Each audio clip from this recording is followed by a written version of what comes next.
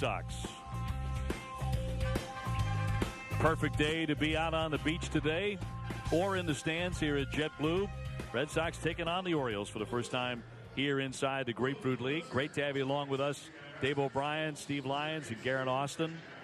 Red Sox will be turning the baseball over today to left-hander Brian Johnson. Alex Cora was talking a lot about that today and what this spring may hold. Garen will have more on that in a little bit, but he's certainly in the running, not just for a spot in the bullpen, but a spot in the rotation as well. Remember, Johnson last year responsible for one of the more scintillating moments of the Red Sox season when he tossed the club's only shutout. That was in late May. That came out of absolutely nowhere. It was really one of the great days all summer long. Well, it was the early part of the summer, late spring, when he did it. But he was just spectacular that day. Didn't walk anybody in 9 innings. He got some of the better defensive plays all year from Jackie Bradley, among others. But it was one of those feel-good moments. Jackie running that one down up against the wall for that final out of the afternoon. Great running catch, and you just didn't think it was coming, Steve, and he had been through so much. His folks were in the stands, and his family was there to watch. And baseball has that ability, right, with all the games on the schedule, all the guys who can suit up, for someone to come out of nowhere and perform like that, especially a guy who's been through a lot of things in his career. And really lift the spirits of everybody involved, his teammates, himself. You know, most athletes, when they have a good performance, they're like, well, that's kind of what I'm supposed to do. But you could really see the joy in his life and in his family's life on that day. We got a chance to talk to him in the post-game show afterwards, and he was beaming. And that's a wonderful thing to see from professional athletes when they have a great performance like that. So Johnson, 2-0 last year, a 4.33 ERA. And Brian grew up right here in Florida. He started in Brevard County at Cocoa Beach High School and then went on to the University of Florida. So friends and family in the crowd here. Here's a look at the Baltimore Orioles now, and look at their lineup. They don't have many guys you may know because it's pretty much Prospect Sunday for them. Craig Gentry will lead it off. Joey Rickard's a name you'll know. He's in right field. Austin Hayes, the DH. Anthony Santana in left field. Garabez Rosa at first base with Ryan Mountcastle at third base. Ruben Tejada at second. Luis Sardinas at short. And Austin Wynn, serious catching prospect, is the number 9 hitter. Take a look at the defense that the Red Sox are throwing out there in the outfield. Tavares Lynn in center field and Mookie Betts in right. Across the infield, it's Jesus Jr. at third base, Xander at shortstop, Quiros at second base, and Hanley Ramirez over there at first base. We'll keep an eye on that. Brian Johnson, your pitcher, with Blake Swihart, your number 4 hitter, catching him today. Well, the weather, a big hero today, as it always is. 83 degrees, plenty of sunshine. Not much of a threat of rain. The weather so far in camp has been perfect here in Fort Myers. So Gentry about to lead things off for the Orioles. Buck Showalter is back as the skipper. 2017, really a big step backward for Baltimore. They fell to 75 and 87. And the big question about Buck's team this year is, are they rebuilding or are they trying to be legitimately competitive? You look at the prognosticators around baseball, they don't give them much of a chance.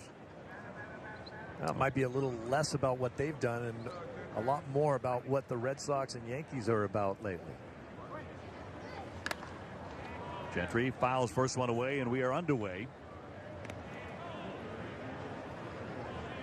Also expected to see Joe Kelly today, Matt Barnes, Carson Smith, maybe Robbie Scott, Marcus Waldron, among others.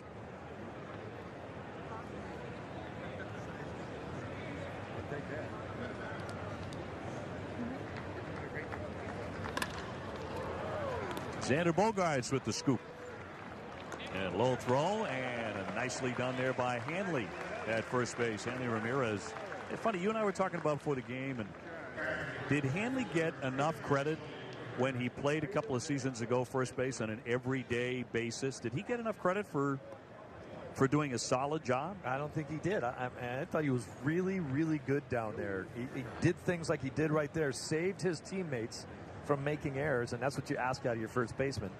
You know, there was many people that thought it would be a disaster. I was one of them.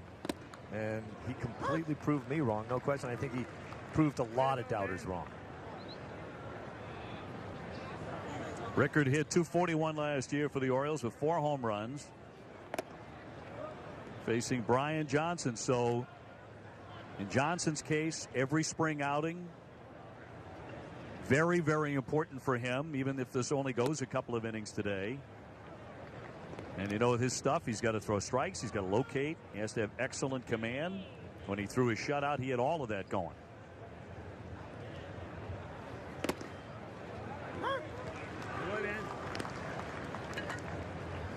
And he was a star at the University of Florida. He was an outstanding hitter. He hit like .325 with power. All-around player, man. 2-2. And the breaking ball will miss.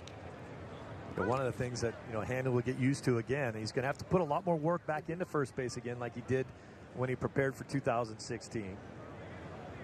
Where he's playing right now is very scary on a sharp one hopper to a third baseman. It's a long run. Got him. Breaking ball eating up Rickard. 2 up and 2 down. Talking about Brian Johnson's story. For more on that, let's go to Garen.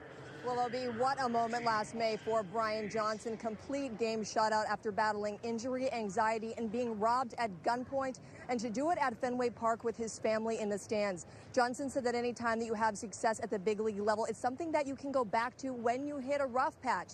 He did say that he had a conversation with Alex Cora and pitching coach Dana Levangie about transitioning to the bullpen, and he said he's excited. It's something new. But guys, as you mentioned in the open, Alex Cora this morning told us that Eduardo Rodriguez and Stephen Wright are not expected to be ready opening day, so that leaves that 5th starter position open. And Garen, as you know, there was a lot of talk about, you know, just the bullpen for Johnson coming into spring training. So that's a new wrinkle that Garen's talking about today. And she learned from Alex Cora that Johnson is being considered for a spot in that rotation. Well, that means you change the way he gets ready for each start. Obviously, if you're a guy that's going to be in the bullpen, you have to get ready in a different way. You have to be ready to pitch sometimes on a daily basis. And now if you're thrust back into that starting rotation, you have to plan ahead for that. He's got about a month to do it. 1-2. Facing the DH Austin Hayes here. It was a big surprise last year. He got to the major leagues after being drafted in the 3rd round out of Jacksonville just the year before. His collective numbers in the minor leagues: hit 32 homers and drove in 95 runs. A couple different stops for him, as you mentioned. Then he got to the big leagues. He got about 60 at-bats with the Orioles last season. Had a home run and 8 RBIs in that stint. They might not have a lot of their major leaguers here, but they do have 3 or 4 of their top prospects in this game today. Popped him up, busted the bat as well. Quiroz, the second baseman, out to retire the side. Johnson looking good. Got him 1-2-3, and the Red Sox are coming up. Today, here's a look at the starting lineup with Mookie Betts leading it off in right field. 24 home runs this season to go for Mookie, 102 driven in. And, of course, just has eaten alive the Orioles, particularly at Camden Yards. Xander Bogaerts to be followed by Hanley Ramirez, then Blake Swihart, the cleanup man doing the catching. Jeremy Barfield, the DH. Zue Lin is in center field. We did play some in the minor leagues. Esteban Quiroz at second base. Ivan De Jesus at third. And Anury Tavares in left field up against Gabriel Inoa. Last year, 2-3 at the major league level, a 4.15 ERA for the right-hander. He's acquired from the Mets in a trade.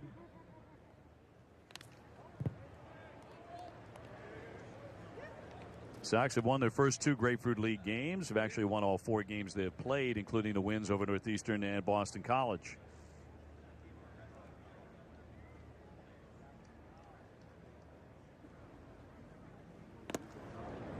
Oh, 0-2 on Mookie. Alex Cora intends to lead off Mookie all season long.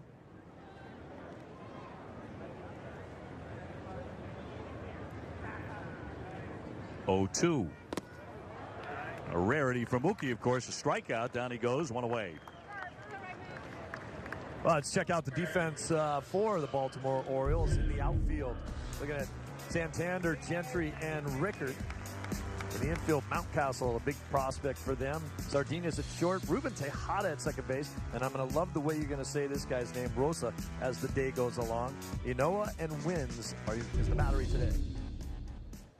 Xander Bogaerts, 273 last season, 10 homers, 62 runs batted in. I want to hear you roll some R's today. Oh, you know I love it. And you're right about all the prospects for the Orioles. If you look at a list of their top prospects, about 4 of them are in this game.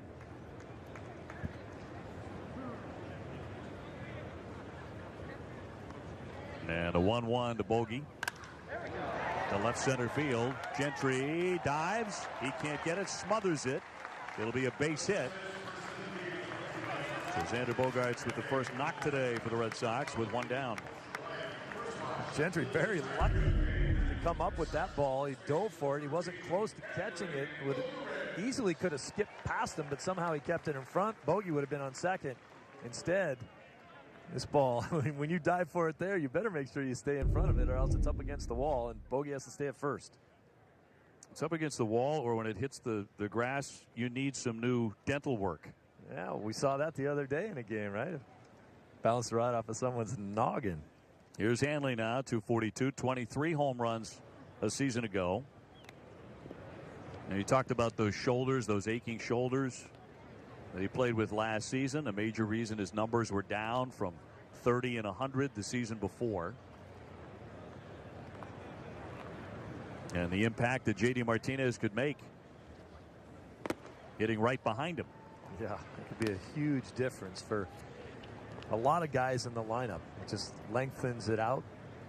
Certainly would give the lineup a lot more pop. And you can't really pitch around Hanley Ramirez.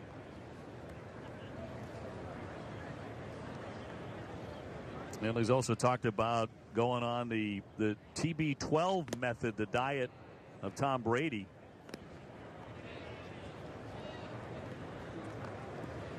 And he's dropped, as you mentioned, 15, 16 pounds.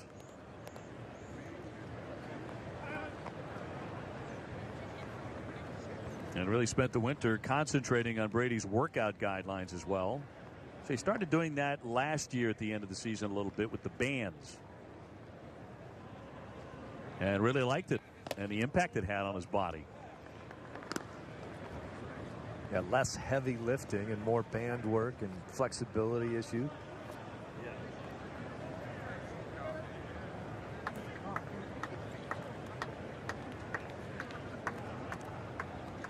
Hanley likes getting out there and playing first base too. I mean, people don't forget that this guy spent most of his career as a shortstop. But it goes and fouled away by Ramirez. For him, the contrast of playing some first base and occasionally DHing, bouncing back and forth, having it be exciting instead of just the monotony of DHing every day, I think really didn't set all that well with him, and that contributed to some of the downfall of last season. Still did hit 23 home runs. It was the RBI numbers that were really took a tumble, but that also has a lot to do with who's on base in front of you when you get up there. And Bogaerts had been running on the previous pitch. He's holding here.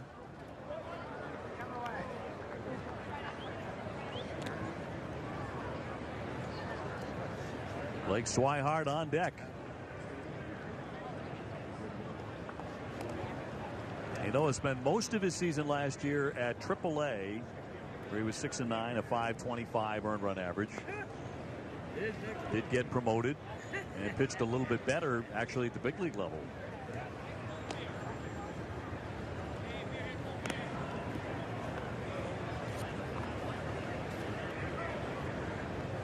Come on, Haley.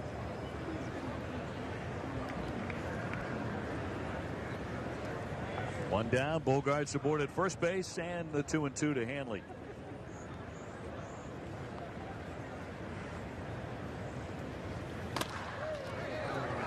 Fair ball behind the back, Mountcastle. He'll go to first base and it goes way off line. Bogaerts stops at second. And Hanley Ramirez is aboard. Red Sox get something going right away. That play was completely created by Bogaerts hustling into second base. Mountcastle thought he would have a play over at second base to take the easy out over there, but when he looked up, Bogey's almost already there. So what do? I got a double pump, go make a long throw to first, and he doesn't make the play, and everyone's safe.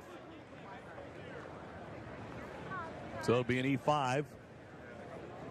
First and second for Blake Swihart. Here early in the spring, the Red Sox have been striking pretty early. That is one of the problems for Mountcastle. They say he's an outstanding offensive talent. They can't find a position for him. Swihart with a high fly into the sunshine. Santander all the way back, now turning around, and it catches the wall. Xander Bogaerts rounding, and he will score. Hanley down to third base. That kept on carrying and carrying. Santander eventually turning around to play it off the green. And the Sox take a 1-0 lead. Not a stiff wind here today, but the wind is blowing out, and that's a good opposite field swing. Swihart does that very well. You're having some trouble with the sun. You're having trouble with the wind. It's up off the green monster, and then everybody's running. Good off-field power for Blake Swihart. And Xander able to score easily to make it 1-0. So that'll bring up Jeremy Barfield, who's the DH today. Big guy, 6'5", about 235 pounds, now 29 years old.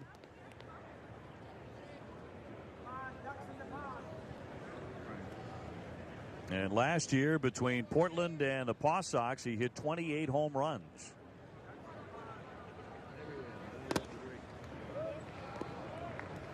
Now that's what you're going to expect him to do, as you mentioned, the size and the 230 pounds. And that's a guy that they want up there to do some damage with his swings.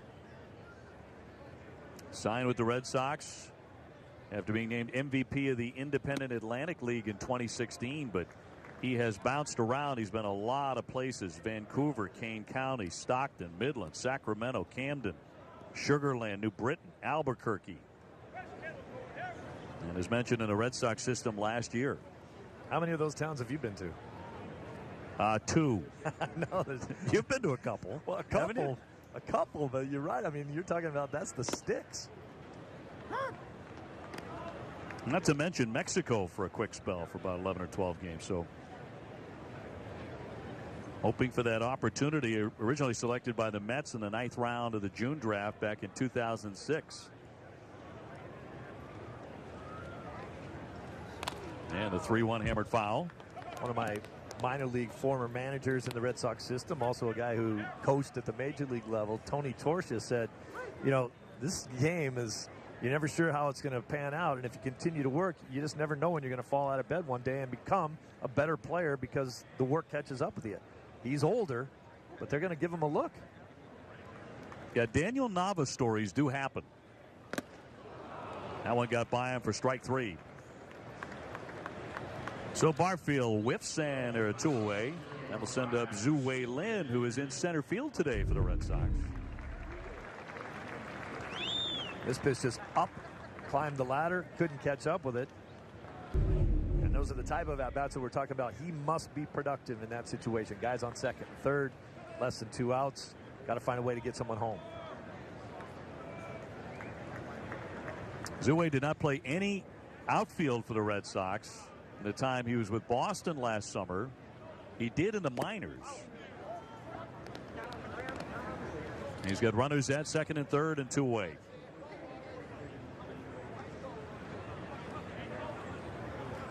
Swung the bat very well with Portland, hitting over 300. 24-year-old from Taiwan.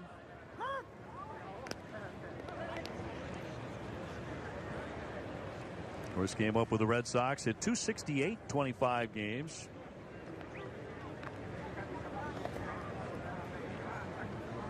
And his wife celebrating the birth of a little girl, their first child, last September.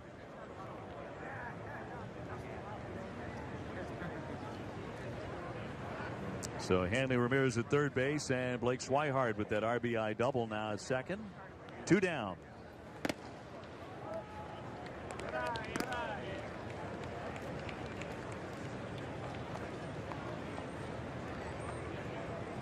The major issue, of course, with the Orioles last year, and the reason they backed up so dramatically, was starting pitching.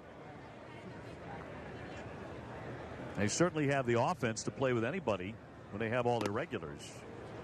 Seems like that's always the issue with the Orioles. You know, they can bang with anybody and they can't get anyone out. Even when they thought they had turned the corner with some of their big-time starters, those guys would turn around and have a bad year.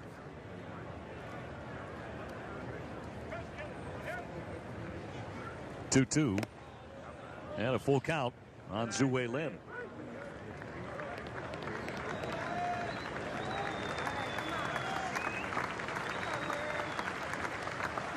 Very patient for Lin at the plate right here. A couple guys to drive in. He's not overexcited about it. He spoiled that one. Still 3-2.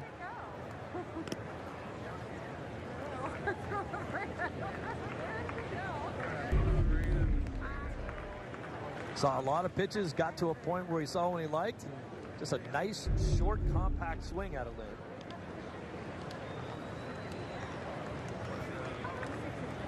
Esteban Quiros on deck and the payoff pitch. And he walks him. And load up the bases. It's all filled up for Quiros.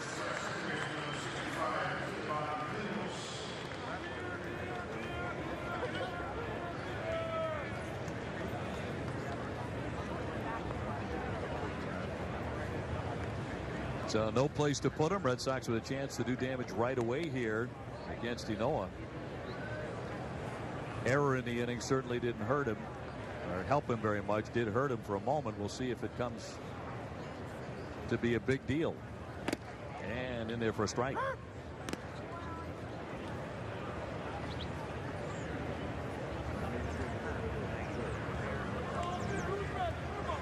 Anthony Ramirez at third, Blake Swihart at second, Zue Lin at first.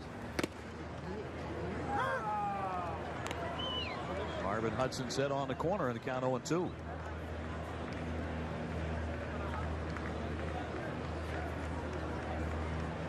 We're going with 3 umpires today. Short staff on this Sunday. One dives down, 1 ball, 2 strikes. It is odd in a Major League Baseball game to see an umpire standing between the pitcher's mound and second base. The 3 umpire set, that's kind of where he has to go to cover everything. Well, I remember in the minor leagues just, telling umpires to move all the time. Can you move over? I can't see through you. They love to hear that. Yeah. Got a piece of the 1-2. We've seen that from time to time, launch a couple of arguments between player and umpire, which I never understood. I mean, to the umpire, aren't you compelled to move? You would think. I need to be able to catch the ball. I can't see it right through you. Sometimes you see guys, chirping back and forth like the umpire goes, no, I'm not going to move. 2-2. It's an interesting look as we see when Swihart, on that last pitch, when Swihart took his lead, he became exactly in the middle between the umpire and the shortstop, and they were all in a straight line. So how was any of them seeing what they're looking at? Right. They're all looking slightly to their left to see home plate. Foul ball, caught a piece of the foot. So they'll do it again, 2-2. Ivan DeJesus Jr., third base today for the Red Sox. He's on deck. And when you're a base runner, sometimes you intentionally do those kind of things too. You try to get in the way of the fielder, try to get in his line of vision, so he might not get as good a jump on a ball. It's not your greatest worry when you're leading off, but for a guy like Swihart right now, why not stand right in the guy's way? Bases loaded, 2 down and a 2-2. Quito's having pesky at bat here against Inoa. After being down, 2 strikes and no balls.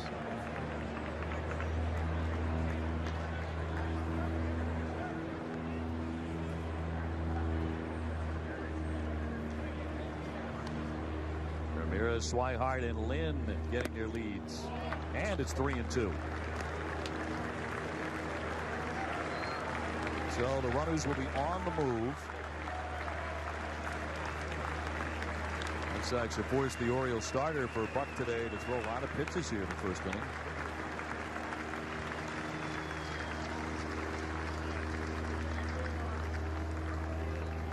And the 3-2. And he gets him. He struck him out to leave him loaded. Red Sox do get 1-0 after one.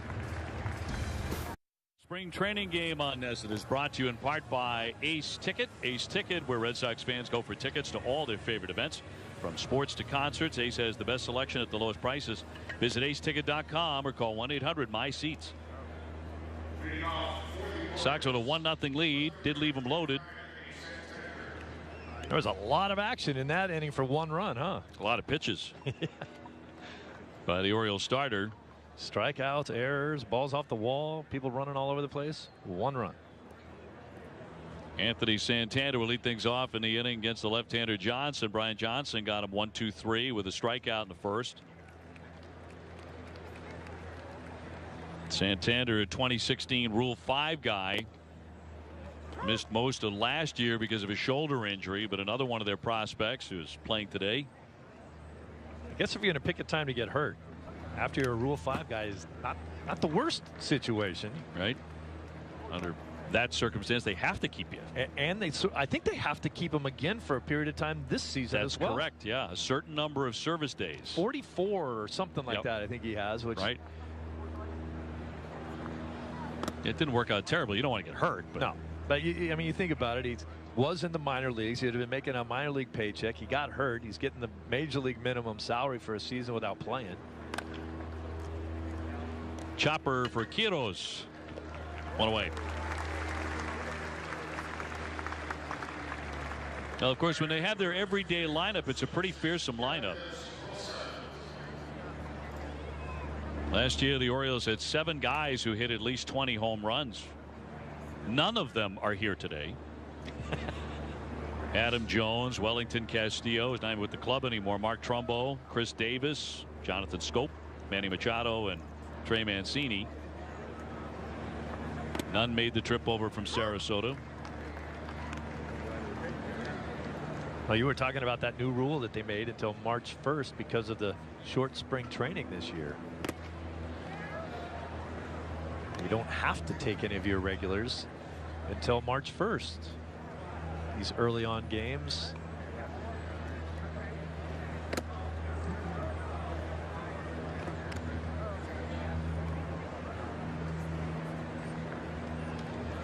Rosa, the first baseman, getting an opportunity to play here today at Jet Blue. Will be followed by Mountcastle. Hard hit. Nice scoop by DeJesus. Came in on it and got him 2 away.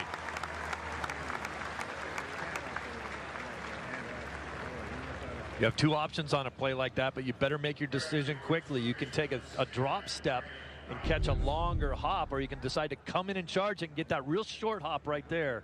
That's what DeJesus did. Now, if he had hesitated at all, he wouldn't have been able to get on that ball quickly, and that last hop that he caught would have eaten him up. Native of Puerto Rico. He's been around a while. Not 30 years old. He's not a kid. Played against his father. You did? Yeah. Ivan Jr. does have some big league experience, including with the Red Sox. Back in 2012 at Cincinnati and the Dodgers too. He was ready to make an impact on the Dodger organization a few seasons ago when he had a horrific injury during spring training. Just messed up his leg. Wave and a miss. Down goes Mountcastle. Another clean inning. Johnson gets him 1-2-3. Return to Fenway this season, including player bobbleheads, gnomes, and much more. For tickets and more information on the entire giveaway lineup, just visit redsox.com/promos. Steve Lyons, Dave O'Brien with you. Brian Johnson with 2 very nice innings. Certainly not facing an A-list lineup today by any measure with the Baltimore Orioles, but he's getting the outs against the guys who are in there. Yeah, you rattled off the 19 guys that hit 20 homers for him last year. Yeah, I'm here. right. But hey, you know, at the end of the day, you still have to get the guys out that they send to the plate, and he has done that. DeJesus Jr. in the lineup today at third base. Just made a nice pick. His dad played for a long time in the major leagues, as Steve mentioned, 15 seasons with the Dodgers, the Phillies, St. Louis, the Yankees, the Giants, Tigers.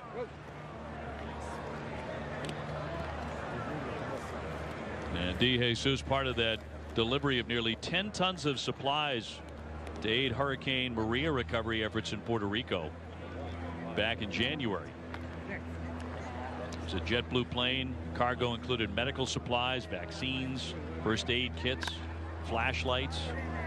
Flies that one along the line. Rickard to put it away, one away.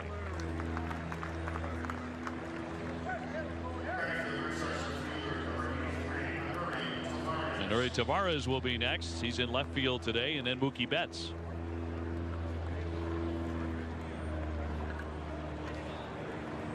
Tavares, left-hand hitter from the Dominican Republic. Played at 3 levels last year, including for the Paw Sox. He hit .244 there with 4 home runs.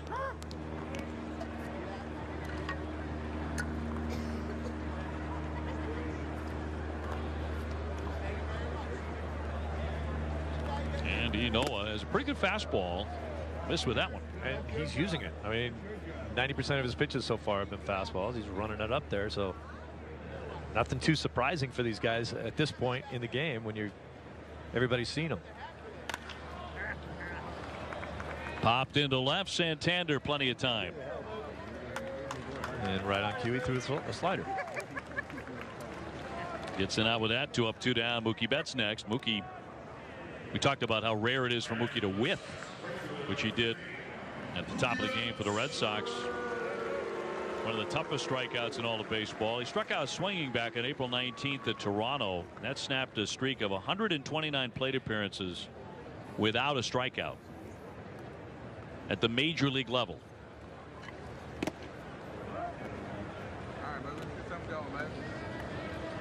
I asked Mookie about his offseason, you know, what he did. And he said, I bowled a lot. I said, any perfect games? And he goes, a couple perfect games. That's like not a great bowling season for him. A couple perfect games. He's thrown more than he's counting anymore. Yeah. He's pretty humble about it. He is a heck of a bowler. Went on the tour, didn't he? Yeah, some version of it. Yeah, with professionals. And, yeah. You know, they all looked at him like, you could do this for a living, kid. if it paid as well as your other gig. Doesn't.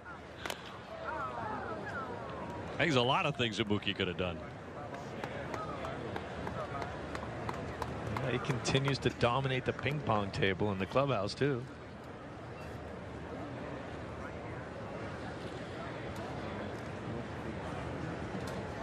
I can't wait to get to Camden Yards. I can tell you that for the first time this season. It's his own personal playground. He has just torched the Orioles there. 2-2.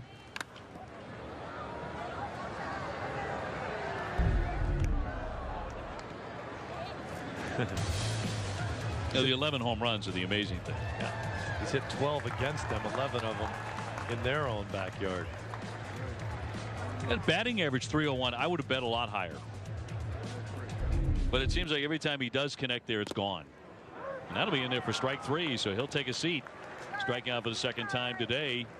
Ynoa looking sharp there, gets the Red Sox in order. See if we'll have a big offensive day. Everyone's swinging today. 1-0 Red Sox. Well, best way to stay on top of the Red Sox schedule this year is to import the NESN Red Sox calendar into your favorite calendar program. Visit NESN.com/schedule today. So the day done for Brian Johnson, giving way to Joe Kelly. Had a really fine season in 2017. 54 appearances, a .279 earned run average, and a lot of fastballs well over 100 miles an hour. I think he finally found a niche that he likes and he's productive in. And when he was a starter, no one was really sure how he wanted to be used. He wasn't sure if he was going to be a power guy or maybe take some off and throw more strikes. He did have trouble throwing strikes at times, and now he's kind of settled in.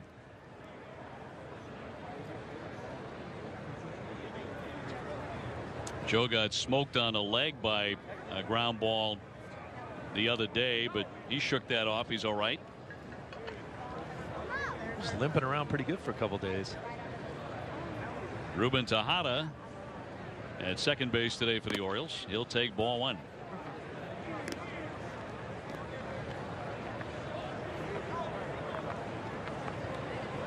Orioles got off to a very good start last April. They went 15-8 out of the gate. And it looked like they might be something, might be a big factor.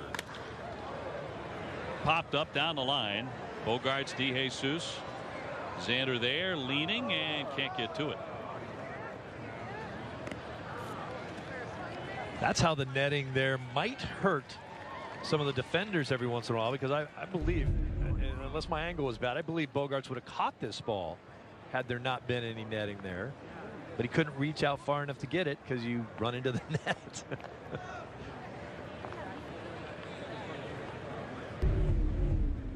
You think?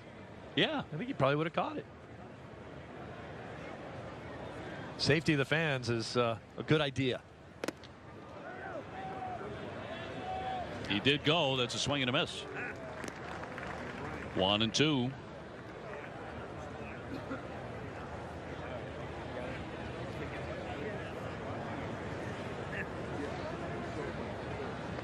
I mentioned the Oriole rotation really cratered on them after the decent start in the month of April, and they could not sustain that winning pace.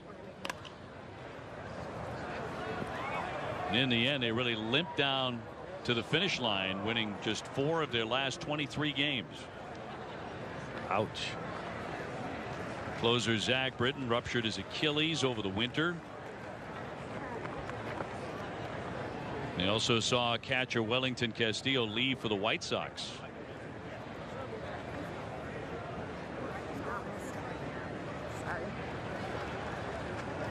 And a 1-2 from Kelly. I guess with the extra netting here too, you know, something else we'll never see is like a play like Jeter did when he dove into the seats, came up bloodied. Some real extra effort from guys. We've seen catchers that like to go tumbling into the seats chasing foul balls. Won't see that much anymore.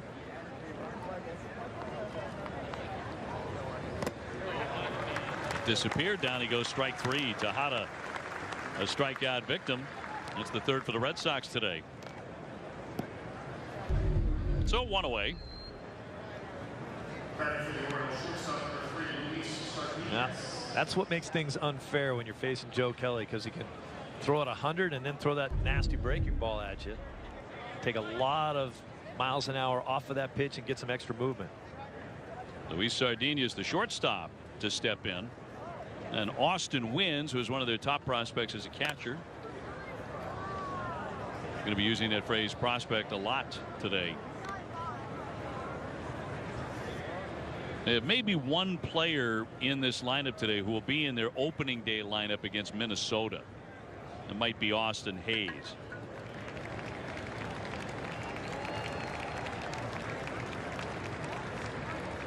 Kelly with a 1-strike pitch. Hayes is the guy you talked about before too, with the minor league numbers, 32 homers, 95 RBIs. So they're just adding another guy that's a 20 home run potential guy at the major league level. The way they built for their ballpark. Yeah.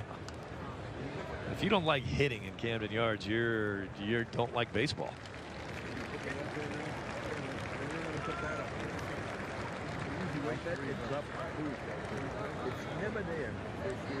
Now, last year the Orioles were very, very good in April, but what about this year? If you look at their schedule, in the month of April, they have one of the toughest early schedules of anybody in the American League. Quiros off the dirt. Quiros has made a couple of interesting throws the last couple of days. And Hanley helped him out there a little bit. Austin Wynns will be next. Yep, they've got Houston, the Yankees, the Red Sox, and Cleveland all in the first month. Ouch. And they open with the Minnesota Twins, who won 85 games last year. They're no slouch. All the best teams in the American League. So it could get ugly very fast in Baltimore in April.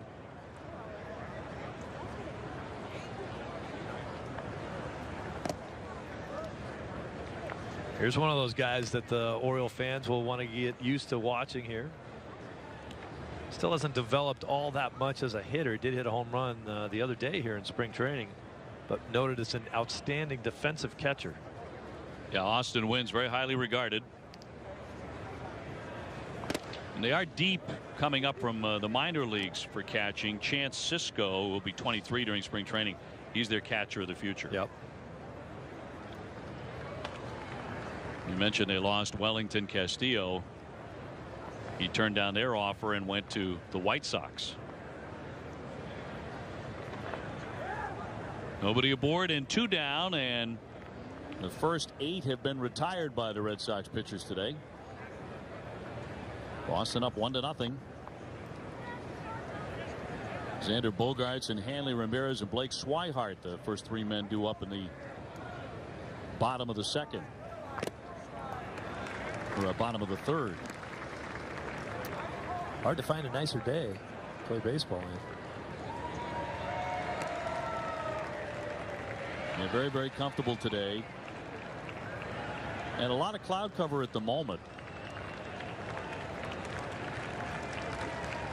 But it's just the sun. It's a scorcher. 2-1. Joe is not happy with that delivery.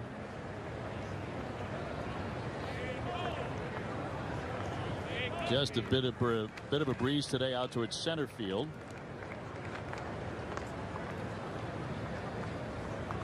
And a 3-1. Right past him. Joe Kelly has that ability on a 3-1 count to basically say, here it comes. Here's my fastball. You're getting it. See if you can catch up with it.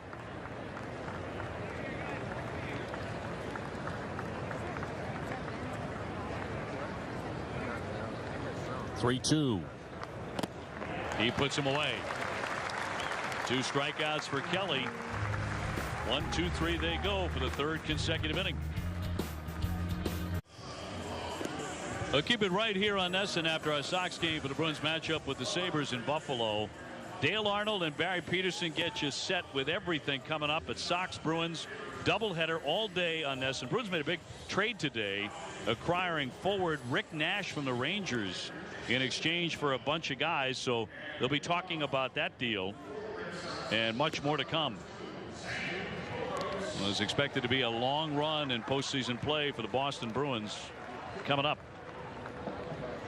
Xander Bogaerts about to lead off here in last half of the 3rd inning. Red Sox with a 1-0 lead. Xander and then Hanley Ramirez and then Blake Swihart. First time up, Bogaerts with a base hit, and he scored the lone run.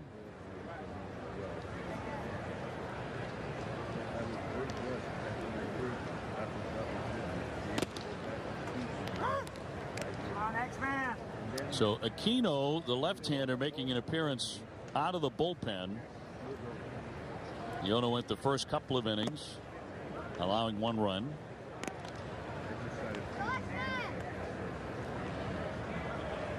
Last year a high ERA, 7.43.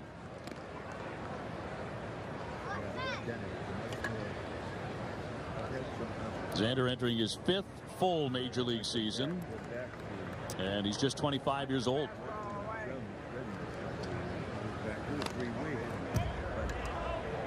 Two-time Silver Slugger, looking to bounce back this year, closer to his 2016 numbers, Steve, when he was 294, 21 homers, 89 RBIs, 32 doubles.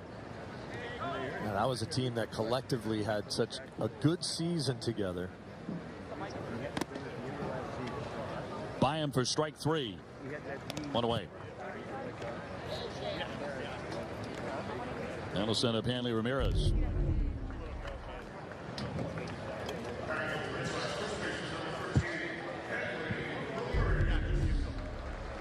And they reached on an error by the 3rd baseman in the 1st inning.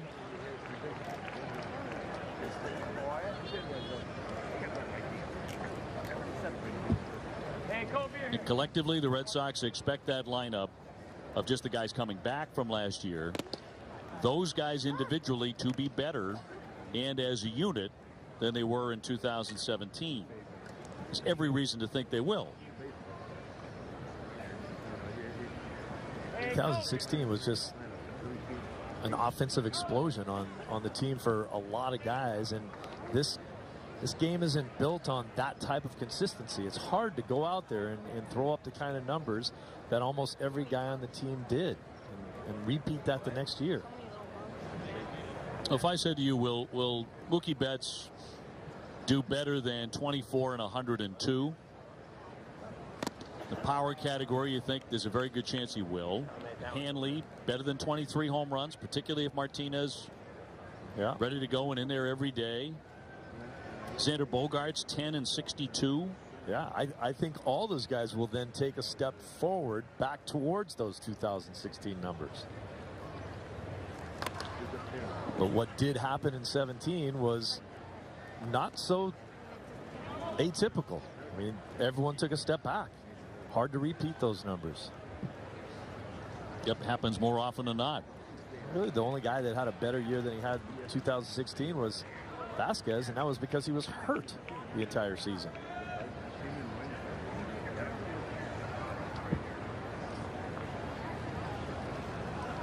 Aquino with a 1-2.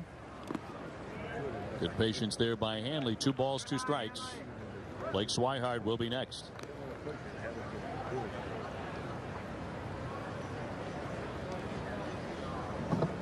Yeah, look, we're all dying to see the lineup with JD Martinez in it. I'd love to. And a lefty with a 2-2. Hammered foul. Yeah, you would think the talk would be that Hanley would hit third, JD's fourth. Can't pitch around Hanley anymore because you're too worried about putting him on base with Martinez coming up behind him. That gives Hanley better pitches to look at and hit.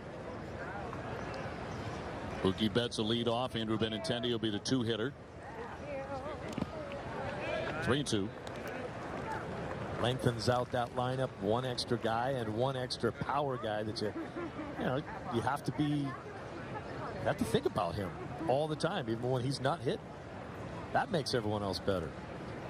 I mean, JD Martinez aside, the single most intriguing hitter to me in that lineup right now is Devers. The damage he is capable of doing. And intriguing is as much as anything else because he's a baby, 21 years old, and gave you such a taste of what he's capable of last year. Yeah, the upside is off the charts, and you may be talking about him being in your 5-hole. True. I mean, it could go a Hanley, Martinez, Devers. A good at bat by Hanley Ramirez. He'll take ball 4. So Hanley is on with 1 down. Let's toss it down to Guerin. Thanks, OB. Well, the Red Sox players had another meeting this morning, but this one was to come up with signs. Alex Cora said now that they can only have 6 mound visits, they need to adjust and get creative and come up with signs for very simple things. Now, the team broke into 3 groups, pitchers and catchers, and they presented their signs to the group this morning. And Cora said he was really impressed with the creativity. But, guys, we were also told that Christian Vasquez is taking out the winning group tonight because he took his phone out during a meeting with Cora. Which is a no-no, right? That's a no-no. So guess what you get to do?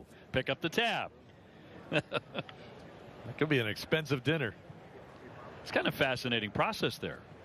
You know, breaking up into groups and coming up with signs that are going to be used during the season. Well, it's a good way to do it because you get different ideas from a bunch of different guys that have either played in other organizations or even through the minor leagues have had signs that they felt worked real well for them that maybe 1 or 2 of the other guys in the group hadn't thought of. Yeah, you have virtually a whole new coaching staff this year. Sure. Those guys all have to get used to it. Different job for Daniel Levangie, who comes from the bullpen to the pitching coach this year. 3-0 on Swihart. Blake with a double off the green in the first inning. Offensively, you're taking signs from a new third base coach. You get used to the way guys do things and it becomes a little bit easier for you. Now you're changing everything. And it'll be ball four. So back-to-back walks to put men at first and second for Barfield. It was a very popular move to give the pitching coach position to Dana. One of many changes for the Red Sox. Now, many of us were quite fond of the coaches who departed. I think in particular the indispensable Red Sox third base coach Brian Butterfield is now with the Chicago Cubs. Wish him well. That man from Maine, and just a great guy, as Barfield will take a strike. Hard worker, well respected by everybody. Carlos Feblis has that job this year for the Red Sox. Tom Goodwin over at first base. They're brand new as far as the major league team. And we welcome them aboard. Barfield struck out in the first inning. He has runners at first and second. So he gets another RBI opportunity. Back to the signs just for a second. When I was with the Red Sox and Rene Latchman was our third base coach, he flat out told us we were a bunch of dummies. So he's made up what he called dummy signs. So he would do all the things, you know, touch the brim of your cap, rub your arm, touch your thigh, do all this stuff. And it meant nothing. There's usually 4 signs: take, bunt, hit and run, steal.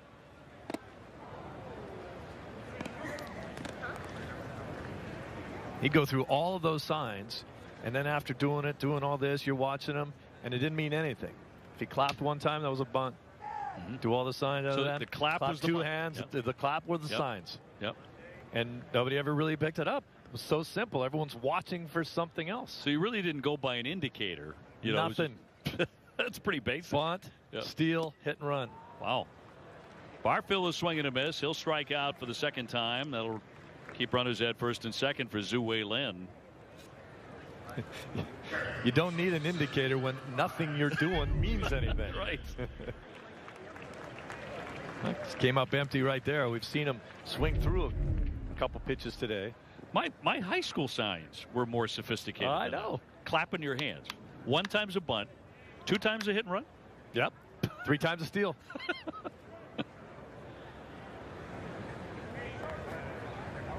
Latch was a piece of work, man. He was right, though. We weren't the were brightest. Dummies, yeah. Sometimes you have a particularly bright crew, and other times not so much. We were missing signs right and left. We weren't getting it right. But nobody picked up on it. No. Lynn took a walk in the first inning. 2 down. Red Sox had 1-0. You know what a lot of third base coaches do is they'll kind of lean in and walk towards you a little bit while they're giving you their signs, and then when they're done they'll kind of turn around, and that's what he would do. He'd get all the signs, he'd kind of turn around and then do his couple claps on his way back to his coaching box. It was just like, all right guys, let's go. Worked out well.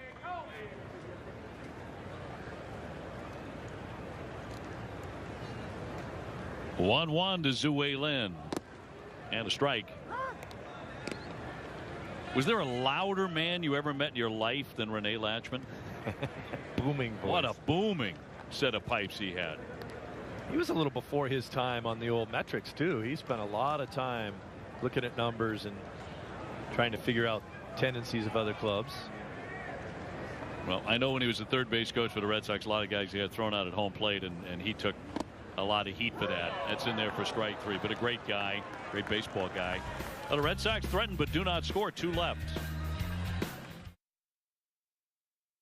Well, we are back at beautiful JetBlue Park here in Fort Myers, Florida.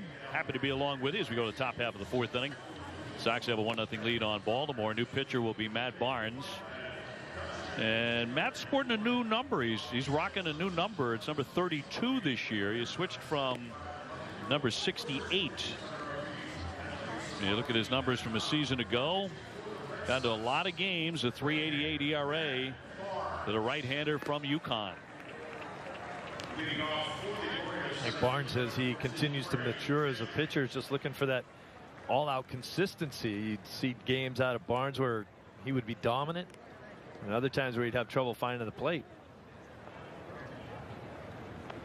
Well, he'll get the top of the order. He'll get Gentry, Rickert, and Hayes for the Orioles.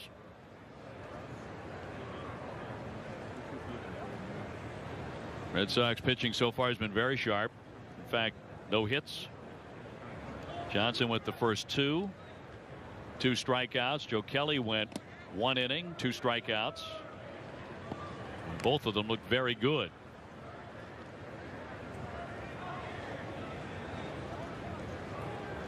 If you had your choice, would you wear 32 or 68? There's a story behind that, and we will share that when the regular season gets underway. Suspense. A base hit here for Gentry. First hit of the day for Baltimore.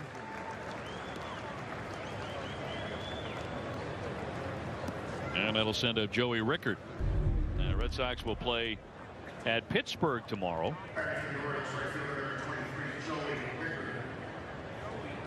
Taking on the Pirates at 1 o'clock, and then right back here at JetBlue on Tuesday. That'll be split squad, and in fact at 6:05 that evening on Tuesday we'll have it for you. Nesson, little trickler on the bunt foul, be taking on the Minnesota Twins over at Hammond Field. Looked like he bunted that out of self-defense, didn't it? Ball might have ran up and in on him. It was kind of an ugly bunt attempt, that's for sure.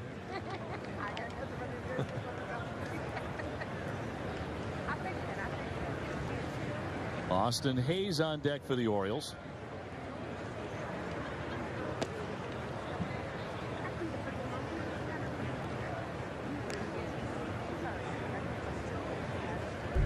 He'll go back to the bunt attempt. His hand came off the bat. It looked like he was really trying to get out of the way of the ball, and it hit his bat anyway.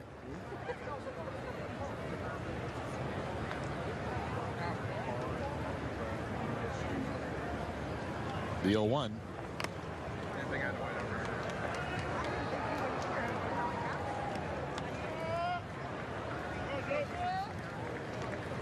And one of the major storylines of last season for the Red Sox was the extra inning ball games that the Sox played. They played 18 extra inning games, which was the most in the majors, and won 15 of them.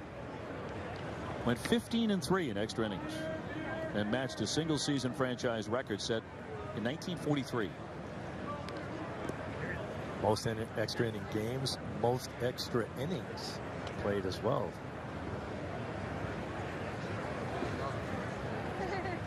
One of those, a 19-inning win against Toronto on September 5th. Red Sox beat the Blue Jays 3-2 in 19, the latest walk-off win in Red Sox history in terms of innings. Would you think that the lack of offense last season really contributed to that number of extra inning games? They couldn't quite get over the hump offensively, couldn't score enough runs to win. Yep. It's another good reason to sign a guy who hit 45 home runs a year before. Yeah, maybe end that thing in 9. With one swing. Which David Ortiz did quite often in his career. Even if it wasn't a game winner, a walk-off win, which of course Poppy did more than anybody, but you hit that home run, that 3-run shot in the 3rd inning. It changes the game. It changes the game. The Red Sox certainly believe they've got that guy. Big swing and a miss. Down goes Rickard on strikes for the second time. One away. Most games aren't won by, putting up a picket fence. You score one here, and as we take a look at Rickard, he's going to swing right through a good hard fastball from Barnes. It's a wipeout inning that wins a game for you. When you throw a 5-spot up there, as you said, a 3-run homer and a couple doubles, next thing you know, you're up by 4. A lot of teams don't relinquish leads like that.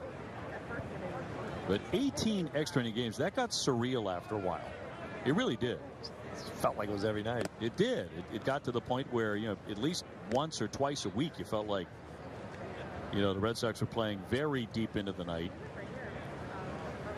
Fans really had to hang in there. Our viewers, not saying everybody did either, or should have. Get school and work the next day. Get tired in some cases. Trickler foul. 1 ball, 1 strike on Austin Hayes, who's 0 for 1 with a pop to second. I doubt anyone would want to do that again, but if you had to play 18 extra inning games and you had a shot at winning 15 of them, probably everyone would say, all right. It's a pretty incredible record. It is, and it reveals, a lot of grit, some tenacity to win those games. 1-1.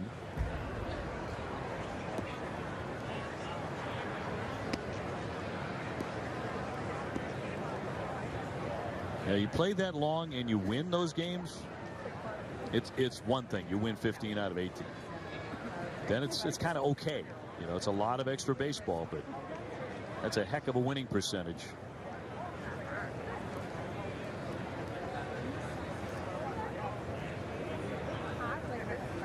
Barnes looking to finish off Hayes here with a 1-2 pitch.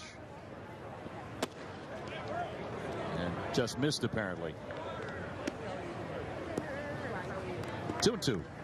It's really a nice pitch out of Barnes right there. You're trying to entice him to swing at something that might be out of the zone. You got to keep it close enough to get the hitter to offer at something. Matt did have 83 strikeouts in 69 2/3 last season,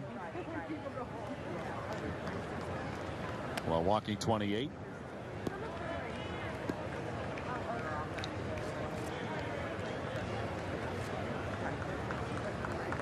Red Sox striking first in the first inning here today. RBI double by Blake Swihart, who's a very interesting case. He's doing the catching today as well, as he tries to make the big league club again. Here's the 3-2 with a runner taking off, and it is ball 4. So Hayes up the line. He'll take first base, and Gentry into second. That'll bring up Santander. He's 0 for 1 with a ground out to second. So those are the type of at-bats for a guy like Barnes and the coaching staff and Alex Cora and everyone involved that gets you a little bit frustrated. You're ahead 1-2. You throw a really nasty pitch looking for the strikeout. You don't get it, but then you back that up with 2 more balls.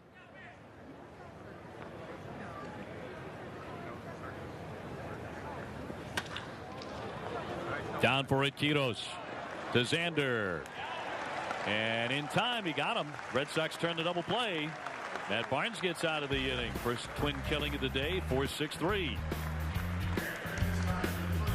Brought to you in part by Ace Ticket. Ace Ticket, where Red Sox fans go for tickets to all their favorite events. From sports to concerts, Ace has the best selection at the lowest prices. Visit aceticket.com or call 1-800-MY-SEATS. Last half of the 4th inning, and Esteban Quiros, who just started the double play, will lead things off for the Red Sox. Then DeJesus and Tavares. We talked a bit about the change in the Red Sox staff this year. Massive changes, and among them Ron Renicky will be a bench coach. He'll be the guy for Alex Cora, his go-to guy. And they do have a serious connection. Back in 97-98, Renicky was Cora's manager at Double-A San Antonio and Triple-A Albuquerque, the Dodgers organization. So their relationship goes a long way back. Of course, Alex was teammates with Dustin Pedroia and briefly with Mitch Moreland, too, in 2010 with Texas. Yeah. I mean, relationships like that are scattered all over the game. I mean, that's how you learn how to trust in someone. You get a job. You're like, I'd love to have this guy on my staff. We worked well together before. I think he's the same guy. I know exactly who he is, what he's going to do. That's how you end up. Well hit, backing up Santander to the wall, but he'll make the running catch. Quiros retired, 1 man away in the Sox 4th.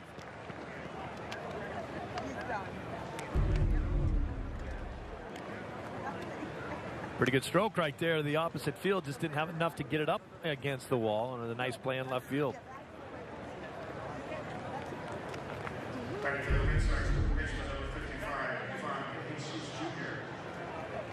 So DeJesus Jr. will climb in 0 for 1, a fly to right field so far today.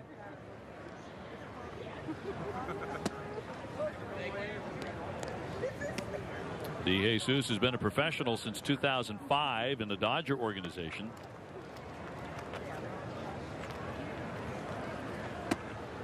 Most recently in the majors with Cincinnati in 2015 and 2016. 2016 he appeared in over 100 games with the Reds.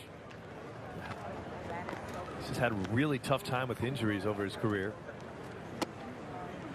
He may have been a teammate of Alex Cora's too, or at least in the same organization at the same time with the Dodgers. You think? I think so. Possibly. Mid-2000s. Certainly in the same organization.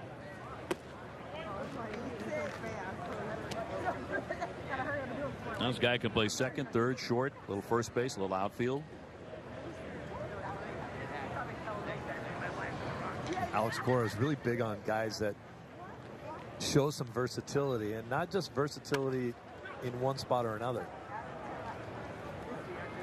Rickard coming in, 2 down. These days we always talk about, oh, who's going to be the 4th outfielder or the 5th outfielder, and who's going to be that extra utility infielder. Cora likes guys that can do both. We want guys that can play the infield and the outfield. I think one of the reasons maybe why we're seeing Lynn in center field today. See what he can do out there. Played some in the minor leagues. We know he can be an infielder. He wants to see what he can do in the outfield and see it with his own 2 eyes. And Uri Tavares is 0 for 1. He's flied to left. Spins away from that one. Really interesting in his camp to hear Alex Cora talk about hitting and the philosophy that he wants to see the Red Sox employ. And he's got a lot of thoughts about that, and a lot of it has come from the analytics that the Houston Astros employed to help them win a world championship. Among the things he talks about is, you know, this whole idea of really getting into a pitcher, a starter, wearing him down. That's gone by the boards these days because everyone's got a great bullpen. Everyone goes to that bullpen early. And everyone's willing to yank their starter much, much sooner than they used to. So that methodology is almost a thing of the past. And he's talking about, you know, getting a good pitch to hit. And you don't have to wait, you know, 8 pitches into an at-bat to do it. If you see that pitch in the first pitch or the second pitch, third pitch, we want you swinging. And hit it in the air. And hit it hard somewhere. Do some damage with it. That doesn't mean be impatient, but it means if you get that pitch, we want you swinging the bat.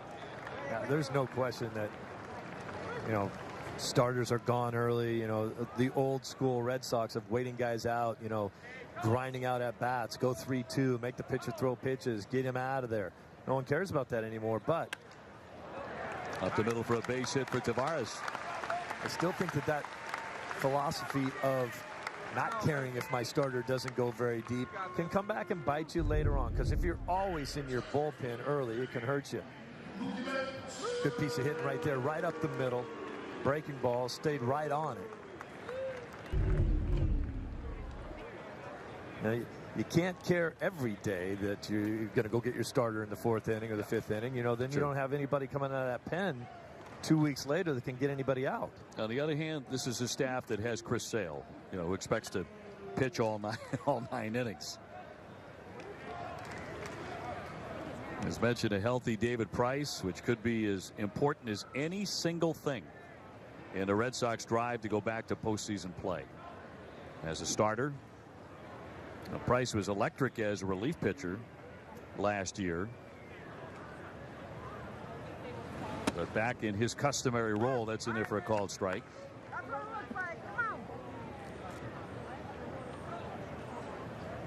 Well, this organization didn't envision him being a 6th inning guy when they signed him here. They certainly wanted him to be the top end rotation guy, a horse, guy that's going to make 33 starts.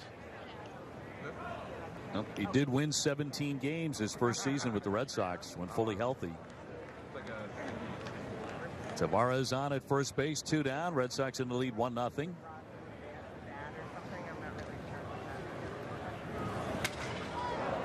Jack but foul.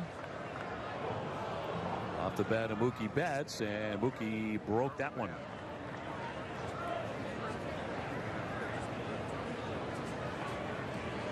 Mookie on the day, a couple of strikeouts, so he's 0 for 2.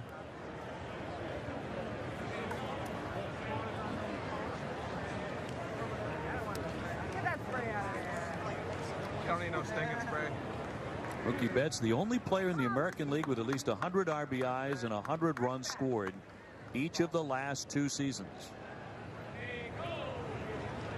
And of course, he's won a right field Gold Glove both years, too.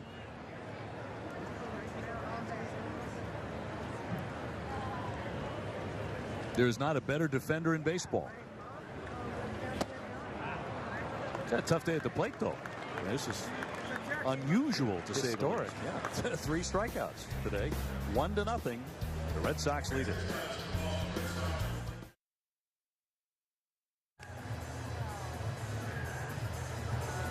Well, new this year, the Jim Beam dugout is the first and only field-level private space in Fenway Park. It's brand new. It puts you and your guests closer to the action than ever before. You can email right now, premiumsales@redsox.com, or call 617-226-6912 to learn more about the Jim Beam dugout. I think it's going to be very popular. You're right on top of it. Brand new at Fenway in 2018. Well, Sox with a couple of changes, and most notably, it will be Carson Smith taking over on the hill. Last year with the Red Sox, coming back from Tommy John, he pitched well in very limited duty. 8 games, a 135 earned run average. Spent most of the season with Portland and the Paw Sox, and was able to get into the postseason where he threw the ball well against the Houston Astros in a couple of scoreless appearances. And back now fully healthy. This is great news for the Red Sox, because when fully healthy and unleashing it as he can, he is filthy. Unhittable slider. Sam Travis taking over at first base. He's almost like a free agent signing. Really was lost for a couple seasons. Rivera scoops and gets him. So Rivera taking over at short for Xander Bogaerts. And you're going to see a whole lot of that out of a healthy Carson Smith. A lot of ground balls to short. Ground balls and strikeouts. He's a monster, too. He's huge. 6'5", 235. And you go back to 2015, Steve, when he was with Seattle. He appeared in 70 games that year for the Mariners, had a 2.31 ERA, 92 strikeouts in 70 innings. So if that's the Carson Smith in 2018 for the Red Sox, that is a very tough bullpen. Follow it up with Kimbrel. Thank you.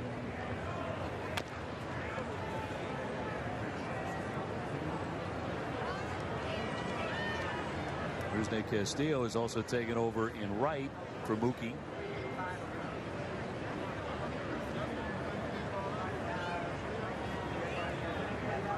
Ryan Mountcastle, the batter, 0 for 1. He struck out. A little conversation here. Marvin Hudson and Blake Swihart. It's more than a short conversation, too. Any guesses there? I think the hitter was involved in that conversation, too. I don't know if maybe Swihart got hit with a backswing and didn't like it, or... Well, I can't blame him for that. Yeah. I mean, Mountcastle's a big, tall, lanky guy, so if he takes a big old backswing, sometimes you come back and hit the catcher. I don't know. It's just kind of like a guess, I guess. Jesus will sling it on. He's good hands over there. 2 up and 2 down. Another ground ball.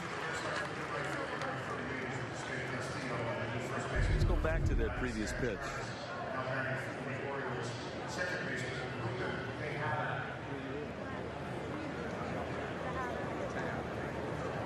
Huh. Didn't have anything to do with the hitter.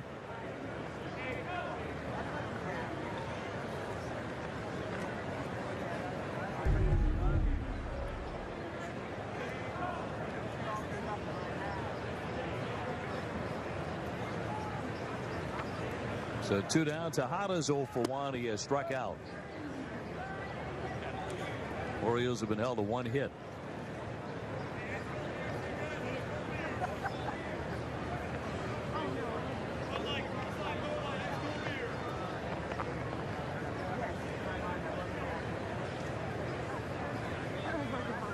and Smith will rarely get a pitch above the knees when he's going good. It's just so hard to pick up as a hitter. That funky delivery, hides the ball well. It's hard to even call him a short armor. It's not really that. It just... It's off his glove, deflected, and he let it pass. Maybe he's got himself a third out. Instead, it'll be a base hit for Tejada as Carson Smith made contact with it. And it'll be the second hit of the day for the Orioles. Just such a hard thing to do for a pitcher, to let a ball go by. When you see it as an athlete, you react and you try to catch it. They all do realize that most of those balls, if they let it go, they've got a middle infielder right back there that would make the play. It's so hard to tell a guy, don't catch the ball.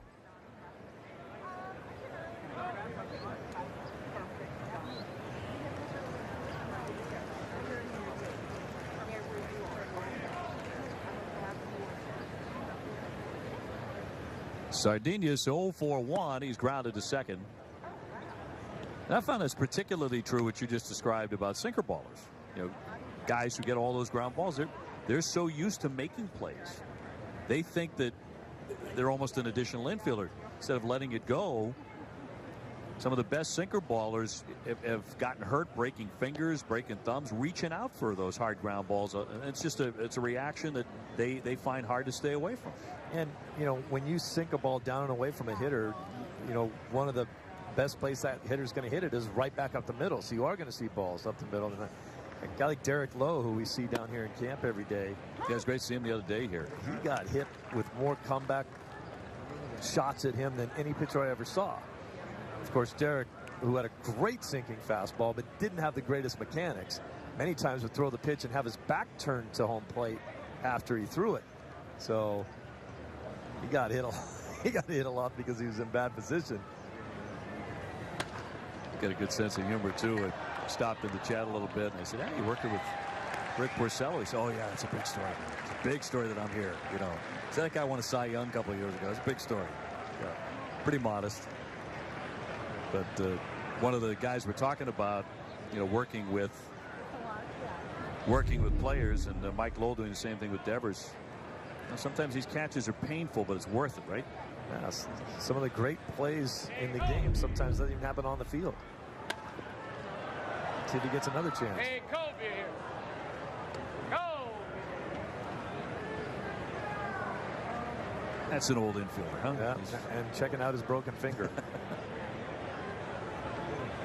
Because you're right, it hurts. You try to catch those balls barehanded. I'm telling you. Bring your glove. Wear that with pride, though. And a big bruise. Bringing that souvenir home with you. 1-2. Not get called. Runner goes, and no throw. Sliding into second base, Tejada. So the count 2-2. Oh, that was a strange situation. Nobody covered the bag. Nobody made a throw.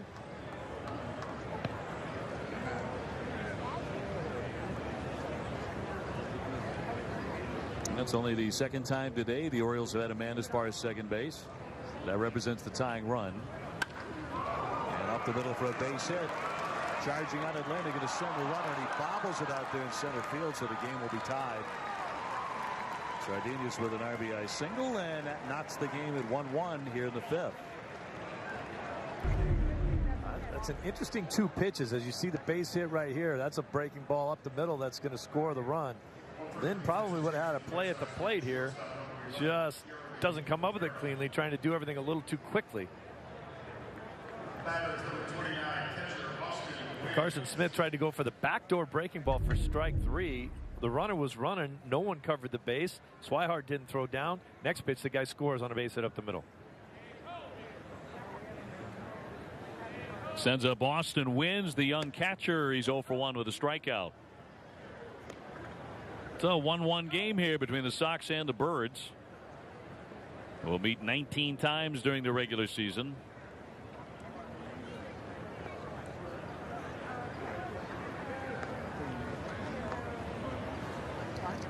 Two away.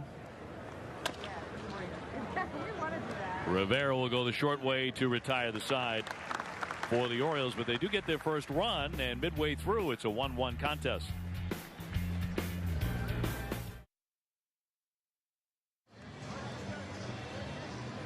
Red Sox on Nesson today here in spring training 2018 with a record of 2-0 to date. Right now knotted up with the Orioles 1-1. Jose Mesa coming out of the bullpen now. For the Orioles, he appeared at single A and double A last year, throwing very, very well. 1.93 ERA. And a big, strong right-hander. Well, you take a good look at him and you'll recognize the face. He is the son of Jose Mesa. Long-time big league pitcher. Yeah, very good one in his own right for many, many years. Hasn't got any major league time as of yet, but look at the numbers in the minor leagues. Rusney Castillo, first man in against him here in the 5th inning. Sam Travis on deck. He'll hit in Hanley's spot after coming on to play first base. They grow some big pitchers, don't they? 6'4", 230.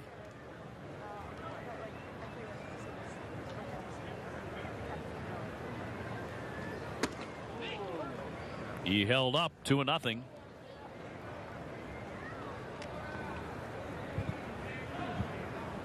Each side with a run on 3 hits. To center field for a base hit. Rusney on to start the 5th inning.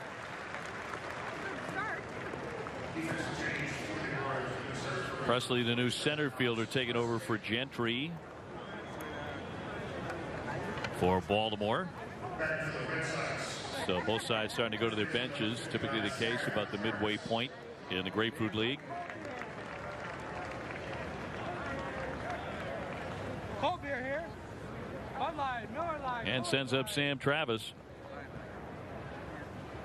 Man at first and nobody out. Red Sox trying to get something going again, as they did in the first inning. They've been quiet since. Xander Bogaerts with a base hit and a run in the first inning. Blake Swihart drove him in with an RBI double. That's really been the extent of the offense so far for Boston. It's a double, a single, an error in that inning, but they only scored 1 run. Kind of goes back to what you and I were talking about before. Just putting up 1 run in an inning. Got to do that a lot if you're going to win, but that could have been a wipeout inning in the first inning right there if you put a couple more hits together. Yeah, Red Sox in fact left the bases loaded.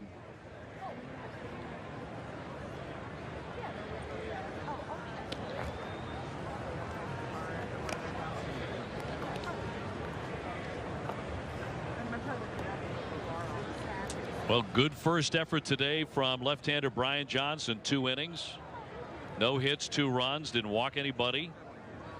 First time out of the chute this spring.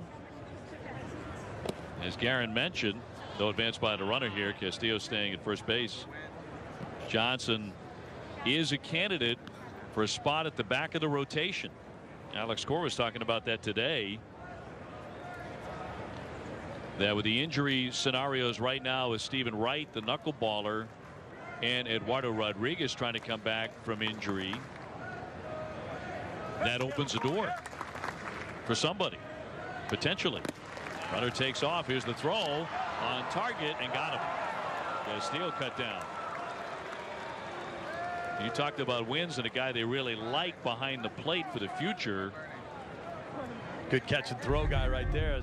Kind of funny. I think Castillo had this base stolen, but he didn't slide very well.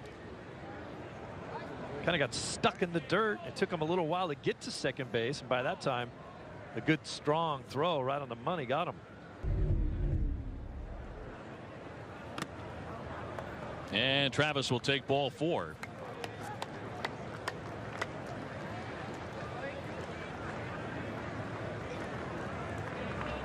So 1 out free pass will send up Blake Swihart, who's doubling a run and taking a walk himself today.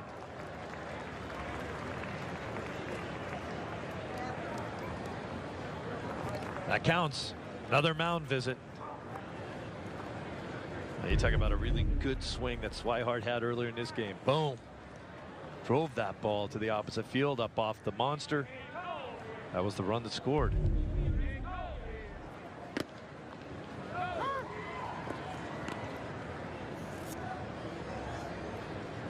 Blake back to full health. That's the most important thing, and back to catching again. Although that's not going to be the extent of it this spring, he might make some appearances in the outfield, maybe even at an infield position.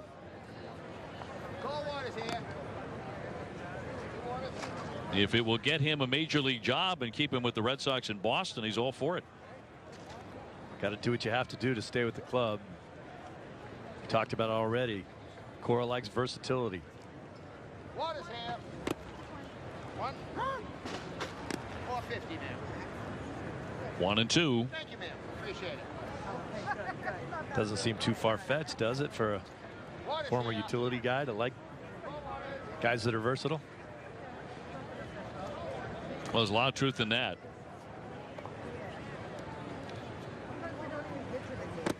The 1-2, he will not chase it. Alex Cora, obviously fans in Boston got to see him play. His bat wasn't what kept him in the big leagues, but boy, what a fielder he was. What a pair of hands. Great hands. Excellent defender. A very, very smart, alert player. That one will scoot right on by and up against the backstop, and that'll advance Travis to second.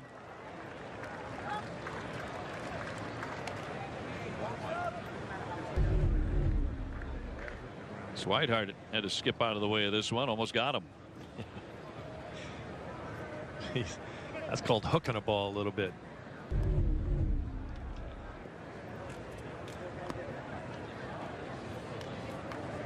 So Blake looking for his second RBI today. Barfield on deck.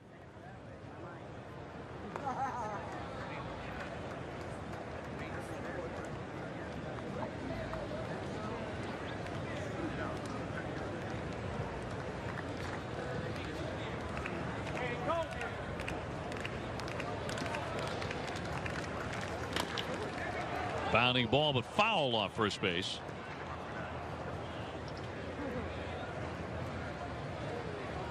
So they will do it again here on 3 and 2. Swihart, of course, old school, no batting gloves. Very quick hands. This guy's been in this organization for so long because they love him as a hitter. Trying to figure out where he fits in on the team as a fielder. And he can run. Really good athlete. Smokes that one to right field. Rickard racing back to the track and wall, and that ball is out of here. Blake Swihart with a 2-run shot on a rope to right field into the bullpen.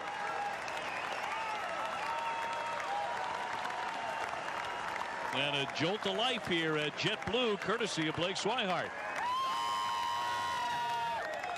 Well, that's where the hands and the quickness and strength of his hands come in on that swing. Watch how quick his hands are through the hitting zone. Look at that bat, just turn that bat over. Perfect time for everything to come together. You see a really big follow through. Nice. Brings up Barfield 0 for 2 today. And running out of room. So the Red Sox in front again, 3-1.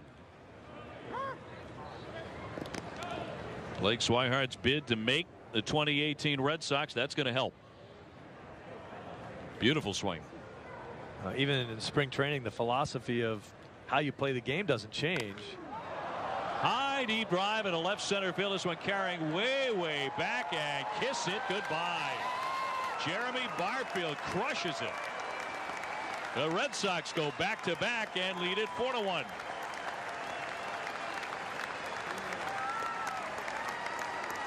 A towering drive by the big DH.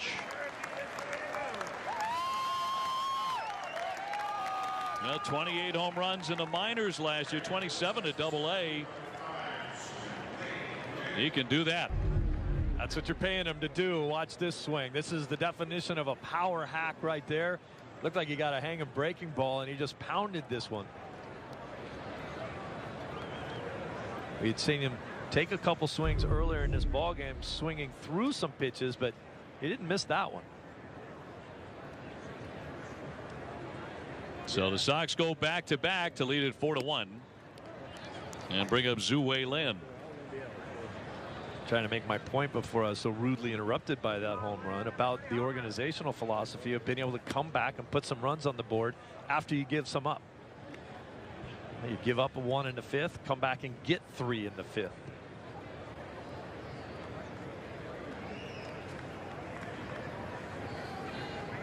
Lin with a walk and a strikeout today and fouls it back.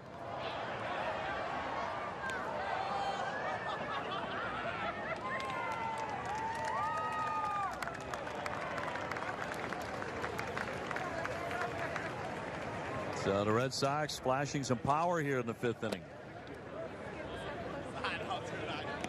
And 2 very different home runs, one a line drive and the other a mammoth high fly.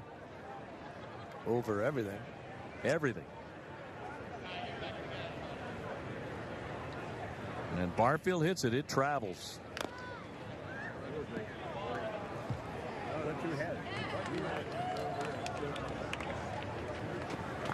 His dad played at the big league level with the great Dave Winfield, the Hall of Famer, and saw a photo tweeted out earlier today with Jeremy and Dave Winfield. Pop foul out of play. And both with big smiles on their faces, and Jeremy's certainly in the conversation. There it is. Jesse Barfield taking that one and says, wow, I love this photo taken this morning in Fort Myers. Seems like yesterday Dave and I were patrolling the same outfield for the Yankees. You talk about a spectacular athlete, Dave Winfield, who could do it all. Jesse Barfield was no slouch himself. Right. Played 14 years in the big leagues.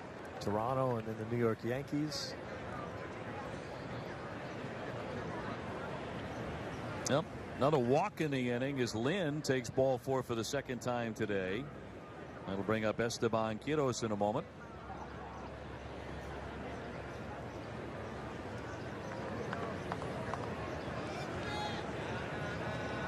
Again, the major rule change in baseball this year. Each side will be limited to 6 mound visits per game per 9 innings.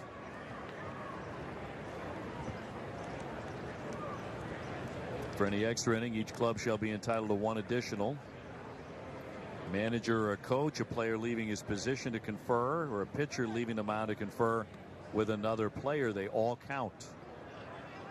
Baseball's bid to speed up the pace of play. That's the latest of those rules. And we'll see how it works out. What if the third baseman says something to the pitcher and the pitcher kind of comes down off the mound and the third baseman is saying to him, hey, make sure you back up third base if there's a ball hit to deep right field, whatever, kind of just instructing him. Is that a mound visit? Nope. My understanding is that'll be up to the umpires. And I think, teams in spring training are discussing this very actively. The Red Sox are talking about it. How to deal with this new rule. How to keep from doing all these mound visits. That's the key. So many of them were so unnecessary in the past.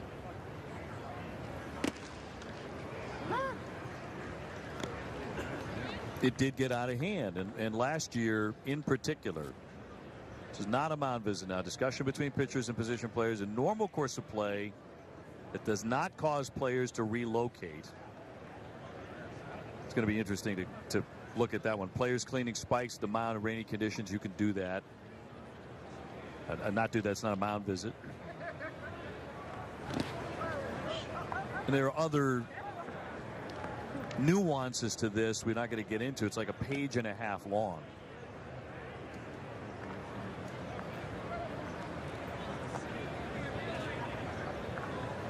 And the hope is, baseball went the other way last year, adding time of game by several minutes instead of backing up. The hope is that this will clip a couple of minutes per game. 2-2. And a breaking ball will miss.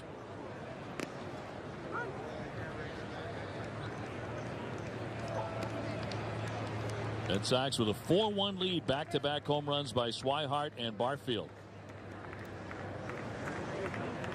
Kiddos today with a strikeout, a fly to left. He's 0 for 2.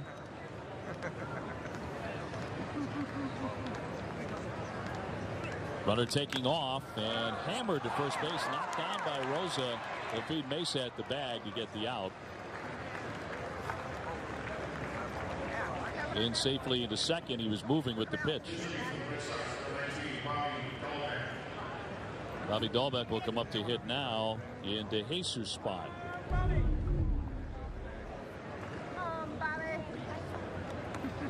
So Rosa did not handle it cleanly initially, but recovered to make the play. But the Red Sox have a man at second base and 2 gone for Dahlbeck.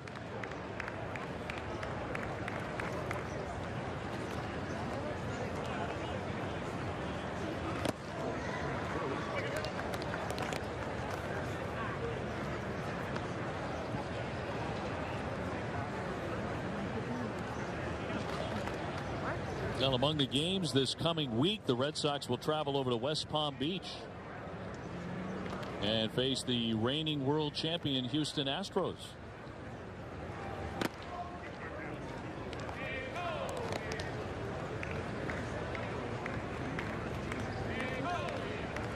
Be an interesting visit for Alex Cora. Of course, was their bench coach last year for A.J. Hinch. A sensational year, and they're loaded again. Certainly one of the American League favorites. 1-1. And he left it up top. Team that came together so quickly with so many young, talented players. It's going to be a tough team to beat for a number of years.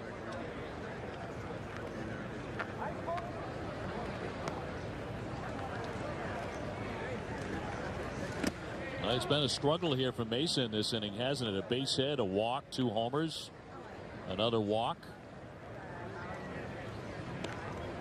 And the Red Sox back out in front by 3. And now he's fallen behind 3-1 on Dahlbeck.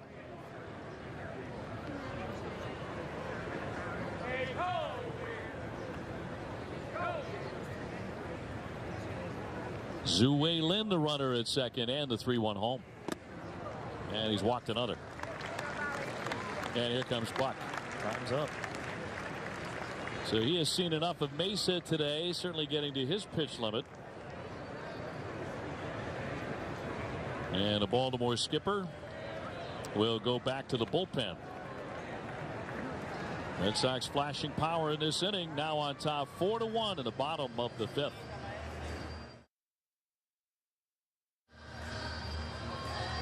Here right now you can get up to 60 months with equal payments and no minimum, only at Jordan's Furniture, the furniture store of the Boston Red Sox, who lead the Orioles 4-1 in the Grapefruit League. 4 runs on 6 hits for the Red Sox. Pitching change for Baltimore. They're going to bring on an A-baller from last year, the left-hander Luis Gonzalez. He inherits first and second, 2 down. And Tavares becomes the 8th man to swing in this inning for Boston. And Uri Tavares has singled and flied to left.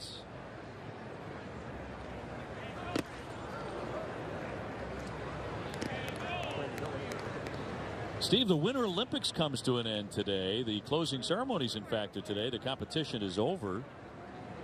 The U.S. men won in curling. They won the gold medal. Which I know is keeping you up at night. Yes. Anxiety-ridden as you were to see if they would come through, and in fact they did. I gather you're not watching a lot of the Winter Olympics. Occasionally I check in. What do you check in? I do like the short track speed skating. About 4 guys on the ice at the same time. I had no idea you were that interested. Short track.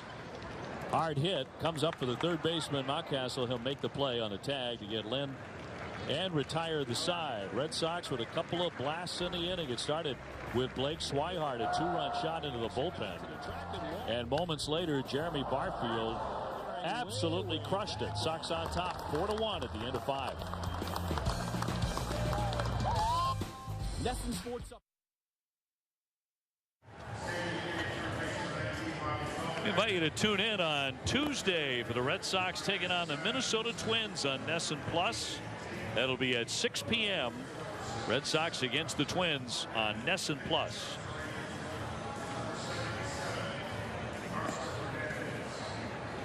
Yeah, Red Sox with a number of changes, and Robbie Scott will be the new pitcher, the left-hander. Made 57 appearances last year. 2-1, 379 the earned run average.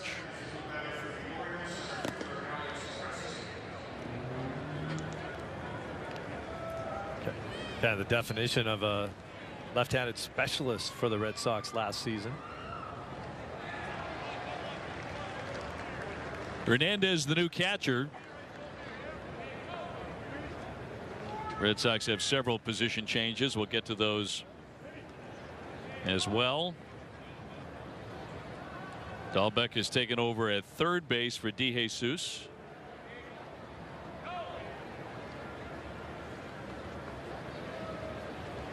And Scott ready to go to work here in the 6th inning with the Red Sox leading at 4-1. Hey, go, Tomorrow the Red Sox will be taking on the Pirates. It'll be over in Bradenton. First road game of the season.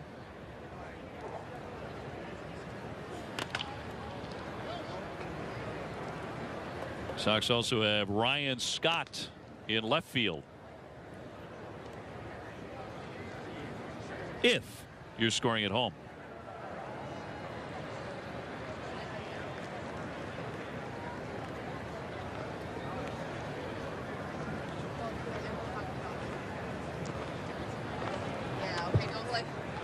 Talking about the victim. Thank you. It's also Matheny in center field.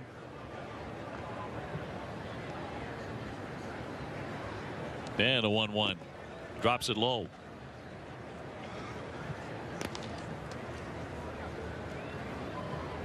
Sox with a 40-man roster that features 3 Gold Glove winners in Pedroia, Betts, and Moreland, and 4 Silver Sluggers: Bogarts, Hanley, Ramirez, Betts, and Pedroia. Hanley's 1-2, Xander's 1-2. Tagged high into right field, well hit. Castillo has room as he backpedals to make the play out of the warning track. Presley flying out, 1 gone.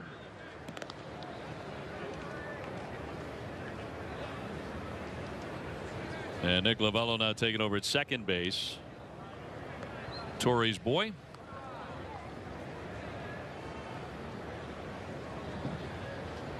So you should be up to date.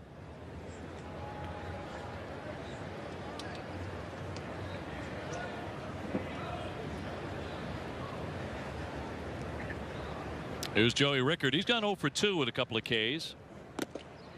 Red Sox pitching has again been very good today, just 3 hits. In fact, the Orioles did not have a hit in the first 3 innings.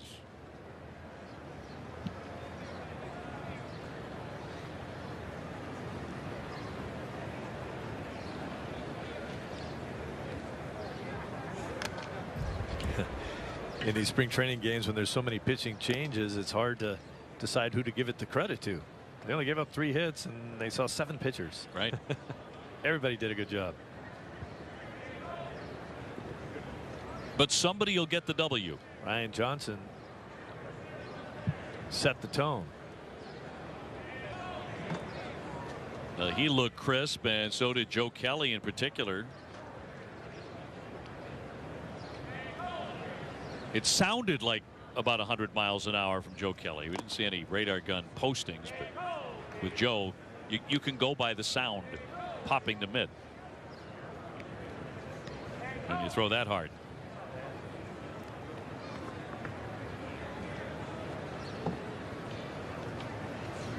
If you're catching Joe Kelly, you definitely want your mid to pop too, because if it doesn't, that means you're not catching it perfectly, and you can break some fingers with him pitching if you're not catching the ball correctly. Yeah, we saw him get it up to 103 last year. Going to be a key man in the Red Sox bullpen. Really going to be a backbone of this ball club. Particularly now with Carson Smith as healthy as he is. A lot of weapons out there, and weapon number one is Craig Kimbrell. Mile high pop up on the infield. Novello there along with Travis, and Travis will put that away. 2 down as we toss it to Garrett Austin. OB, Steve, I have one of these Stoneman Douglas caps that the Red Sox players and coaches wore during the game on Friday. And starting on Monday, Red Sox fans can go online and bid on the autographed caps in an effort to raise money for the victims and their families. Now, all fans need to do to participate is visit redsox.com/Parkland. Guys. Karen, thank you very much. That was impressive to see, wasn't it? All the big leaguers wearing the hat. Oh, yeah. Yep, tremendous. Great support. 2 down, bases are empty for Austin Hayes, who has popped up and taken ball 4 today. Red Sox ahead 4-1. If you're just joining us, the Red Sox went yard back-to-back last inning. Home runs by Blake Swihart and Jeremy Barfield, who are both unloading today. Blake's was a 2-run shot. Foul tip and held. 0-2. Austin Hayes, another throwback guy like Blake Swihart. No batting gloves. This guy can hit. He sure can. Last year, his combined numbers in the minors for the Orioles: 329, 32 homers, 95 RBIs. Maybe most impressive in those numbers are the batting average numbers. Usually you see a guy hitting the ball out of the park that much, you're not hitting 330. He was full there, and down he goes. Strike 3. Scott zips through the 6th inning. Experience with your group in 2018. Red Sox group outings are the perfect way to entertain your clients, boost employee morale. You can have school outings, team outings, and an unforgettable event. Visit redsox.com/groups for more information. Until you back away, when you're up there in the monster seats, you back away with a shot like that. Looks just like Fenway. Yeah, you think you're in Boston. Except for you're not cold. Told us it was 38, 39 degrees at game time here today, back home in New England. It's actually not too bad with some of the really cold temperatures they've been having up in the area, New England. And then they threw a 70-degree day in there. Yeah. It was raining earlier just to today. fool you. Yep. Not quite done yet.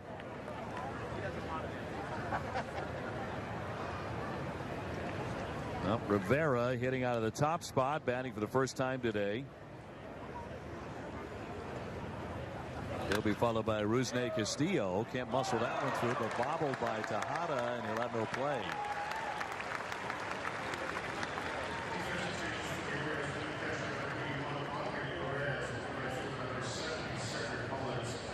Actually, Sardinez was moved over to second base and knocked that one down, but could not make a play. It'll be the second error today. That's a ball that's just got to be caught. It hits right off the heel of his glove. Didn't find himself in real good position to make that play originally. So Rusney to step in at base hit, his first time up today, and was thrown out at second. He was caught stealing.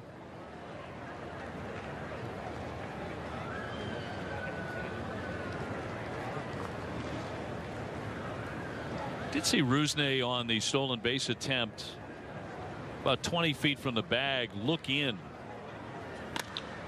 as he golfs that one into center field, and a diving attempt out there by Preston, but can't make the play.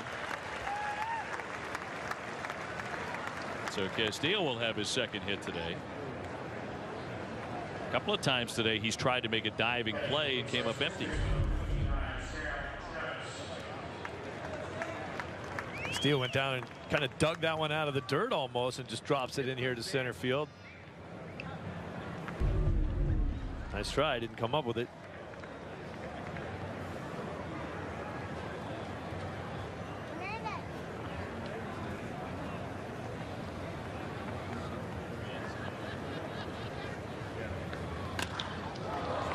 Rip, but he hooked it foul off the bat of Sam Travis. Audrey Perez is the new catcher.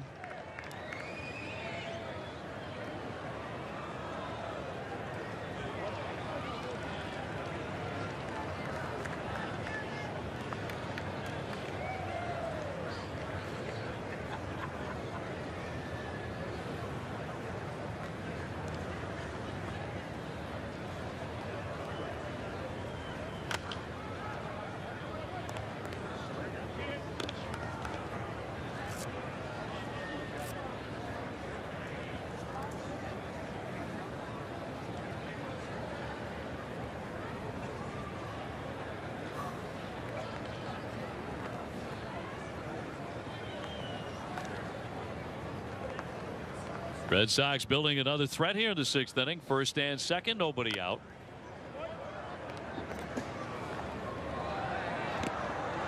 Certainly a spot where you'd like to see Sam flash some of the power he was noted for a couple of years ago, not necessarily last season.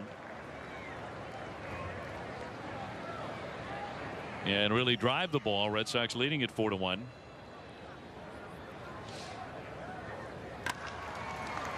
Up the middle, Tejada got it out there onto first and not in time, and the Sox going to be safe on the corners. Rivera into third with one man gone. This is that situation that they talk about a lot now. Try to get this ball up in the air, drive it into a gap, hit it out of the ballpark. Hitting balls on the ground create potential double play situations when you have guys on base.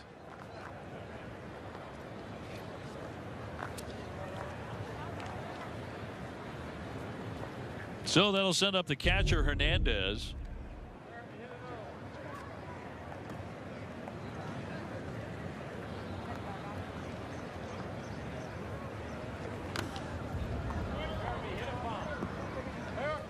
That is Cedric Mullins taking up right field for Baltimore. Buck Showalter's gone heavy to his bench here in the last couple of innings. The catcher spot today has been very, very good for the Red Sox. Blake Swihart driving in 3 runs with a home run and a double and taking ball 4. So Hernandez trying to keep that rolling. Swihart, I'd have to say, has been the most impressive offensive player on the Red Sox team so far in the early going. If you throw in that game against Northeastern, I think he had 2 hits and 3 RBIs in that ball game. That doesn't count in the stats, but he just continues to pound the ball here.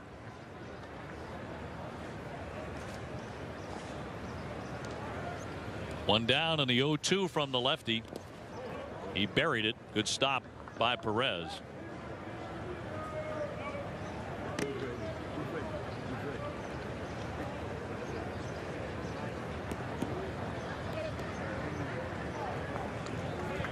Yesterday the Red Sox did not allow an earned run from the pitching staff. So far today they've allowed just 1 run, 3 hits. And the Sox have hit a pair of homers. 1-2.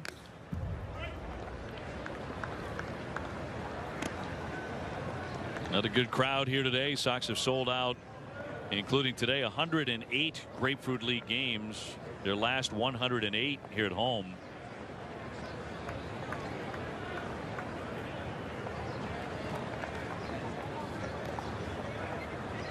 Red Sox their 7th spring at Fenway South.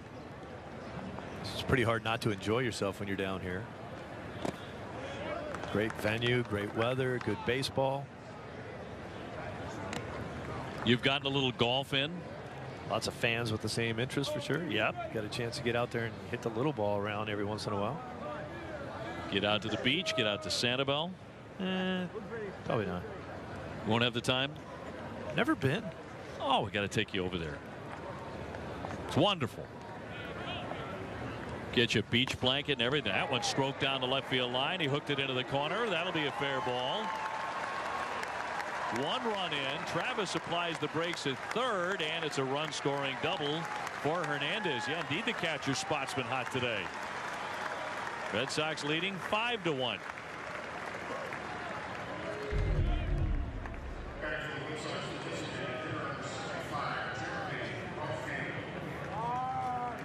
All the way down in the corner there.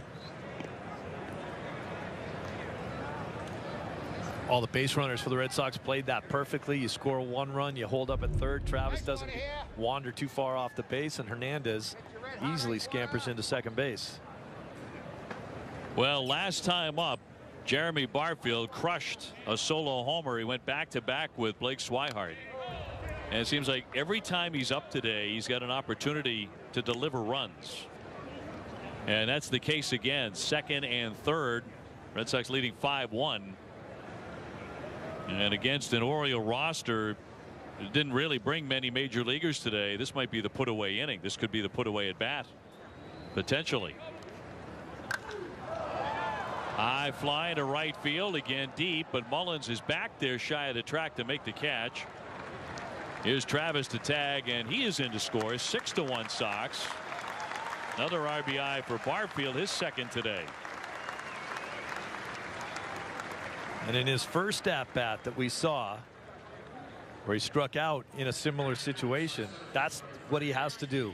Put the ball in play hard and into the outfield. Maybe you get it into a gap and a bunch of guys score, but if not, you get the sacrifice fly and you get a run in.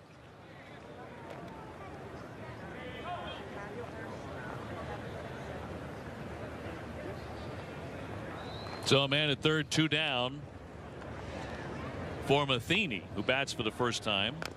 He took over in center field for Zue Lin. Zue with a couple of walks today. Red Sox in front by 5.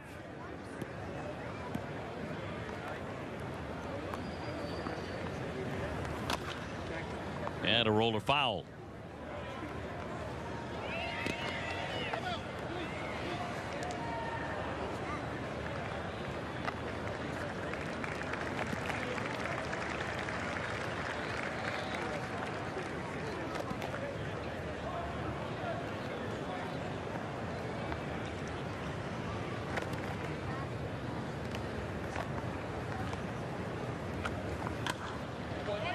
Now, the only Red Sox player on the 40-man roster is yet to appear in a regular season game. Tyler Thornburg, who missed the entire 2017 season to a right shoulder injury.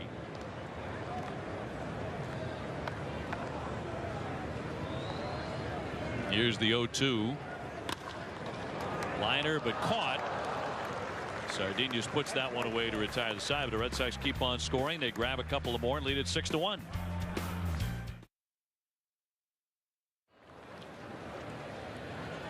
Seventh inning coming your way. Red Sox have taken the lead to 6-1 now against the Orioles.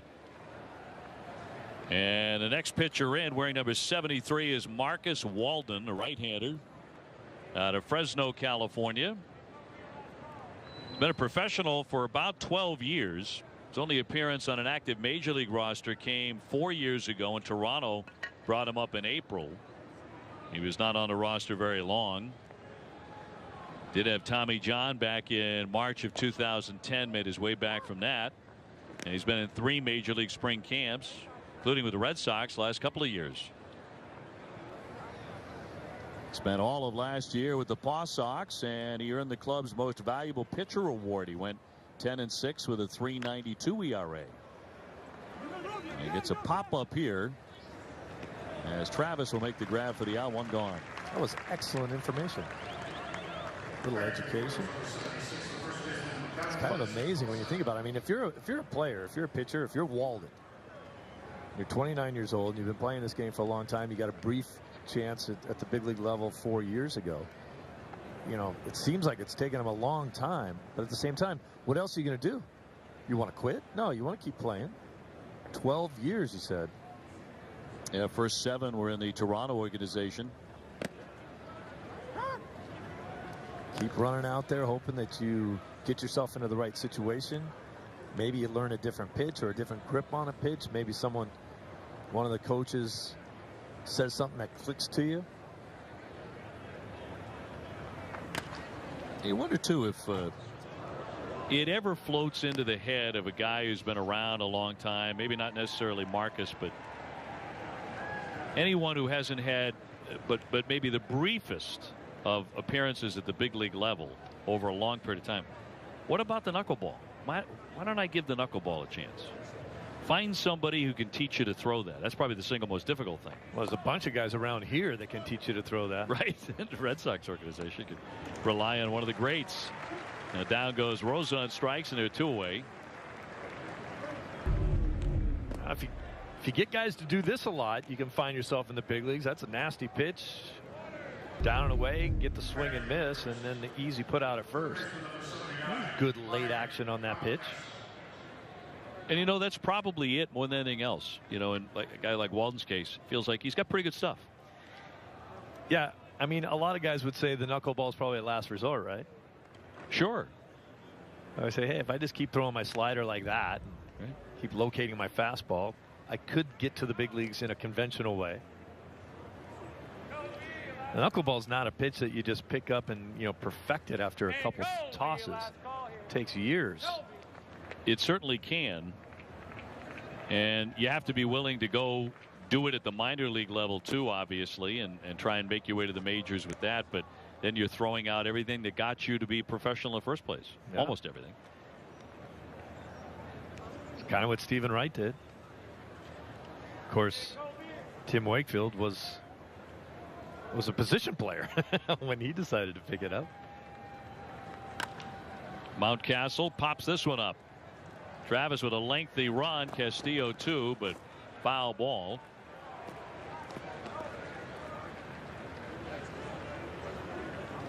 And you know, that's it brings up the point, when is your last resort? When does that moment arrive where, you know, you're, in his case, he's going to be 30 in September. Well, and he's been at it a long time. Unfortunately for most players, your last resort comes before you realize it. The organization comes and taps you on the shoulder and say, hey, Skip wants to see you. Next thing you know, you're packing your bags and going home, and you were thinking, wow, I didn't think I was going to get released this year.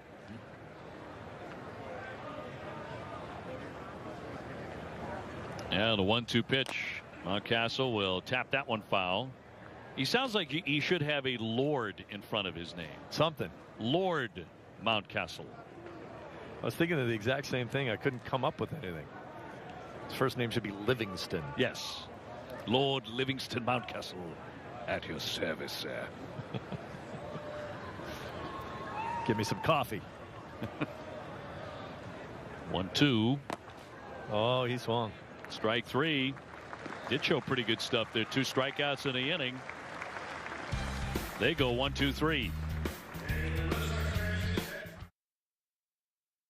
New York Yankees at 1 p.m. will be joined by people from all over New England to hear the amazing stories about the Red Sox Foundation has positively impacted their lives. For more information, visit RedSoxFoundation.org. Red Sox Foundation game on NESN, presented by Biogen Foundation, igniting a passion for science. So Pookie worked there. Yeah. On those spikes. Oh, man, I'll tell you what, those guys. I asked Joe how many spikes he cleaned in his lifetime. Can he even estimate that? Not even close. Those guys work on it, man. You come back out with your spikes looking like they're brand new the next day. It'll be Percy Gardner, who pitched at the minor leagues last year in 13 games, 6.89 ERA. Nick Lovello now in the ball game. His first at bat today.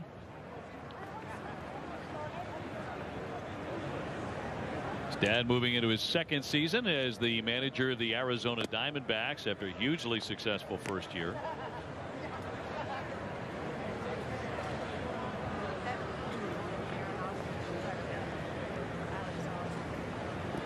Red Sox leading at 6-1 as we start to get into the later stages here today of this Grapefruit League game.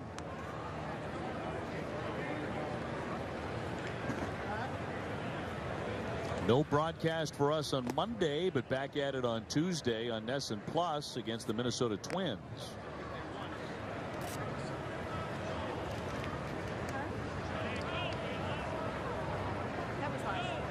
Stewart now in left field.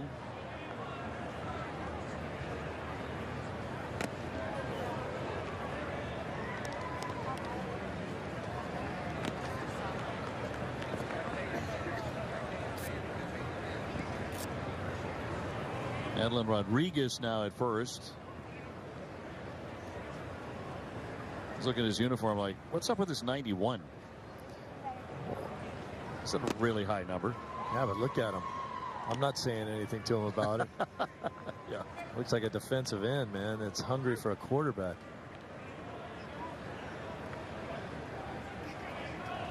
Three and two.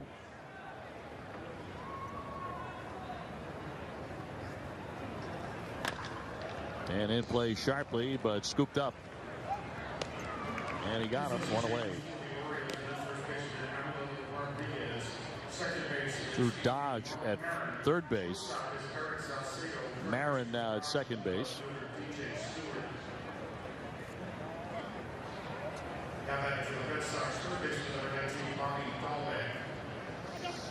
And Dahlbeck to climb in with one away in the seventh for the Red Sox.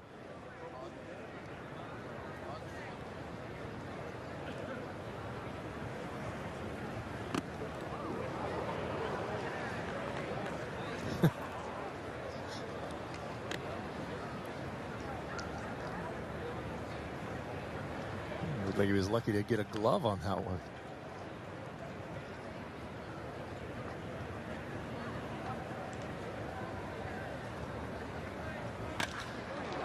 Roped into right. That'll be caught by Mullins. Two down. That's the frustrating part of a game when you take a pitch down and away from you. You do everything perfect. Hit it right on the nose. And you just end up smoking it right at the right fielder and you're still out.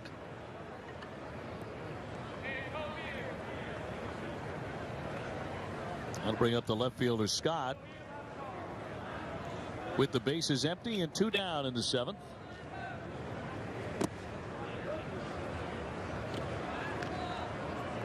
Sox trying to move to 3-0 in the Grapefruit League. They've been happy to play all the spring training games to date here at home at JetBlue. As Steve mentioned, that'll end tomorrow. That long and arduous trek over to the spring training home of the Minnesota Twins, which I think takes about 11 minutes.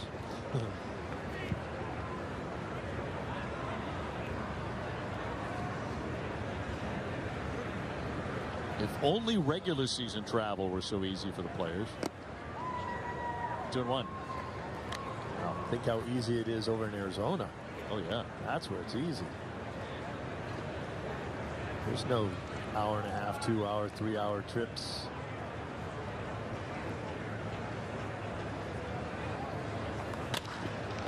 Serve towards short. Whipped on and in time he held the bag. Rodriguez did a good job staying glued to first base. And that will retire the side. It is 6-1 Red Sox at the end of 7th.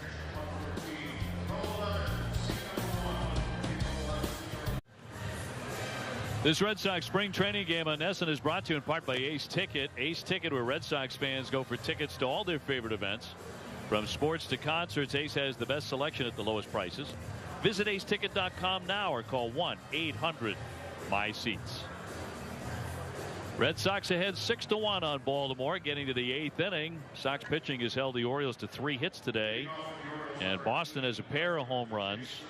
Blake Swihart and Jeremy Barfield went back-to-back in the 5th inning to open it up. So Walden staying on to pitch his 2nd inning.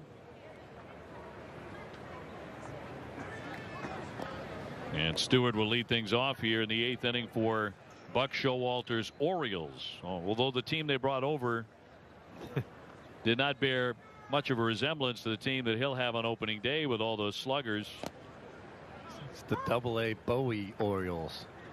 Is that where their team is? Typically he's got Manny Machado and Mark Trumbo and Chris Davis and Adam Jones and others. Scope had a big year last year. Drove in over 100 runs. Middle infielder. Good player. So the Orioles should be able to swing the bat again and hit home runs. But it was not enough last year to overcome their pitching. So they went 75 and 87.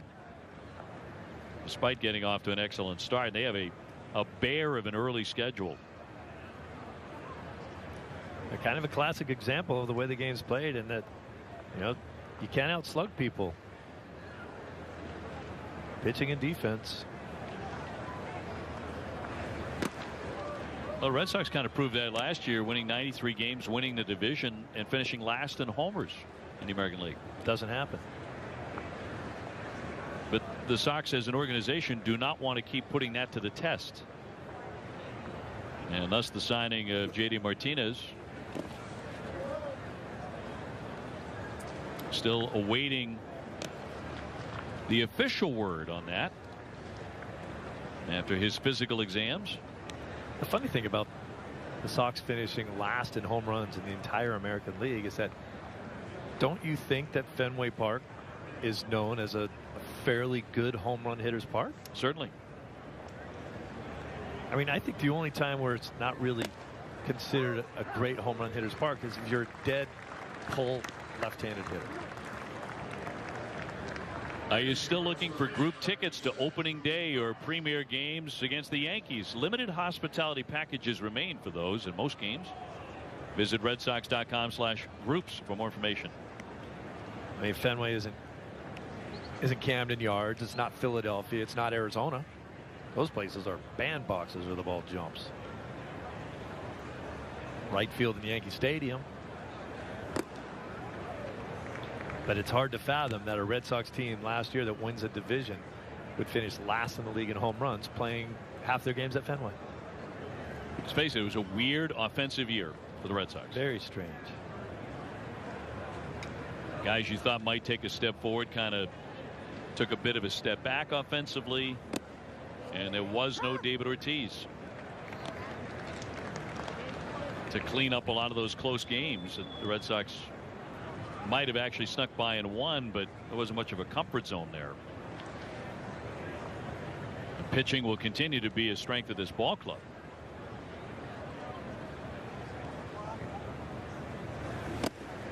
And I think the great hope is another strikeout here, back-to-back Ks. Dosh going down hacking. That's 4 in a row. That's all Walden's doing, is coming in the strike. That's why he hasn't picked up a knuckleball yet, man. This guy's coming out and dealing. He's had a good fastball, nice life on the late end of his pitches, good slider.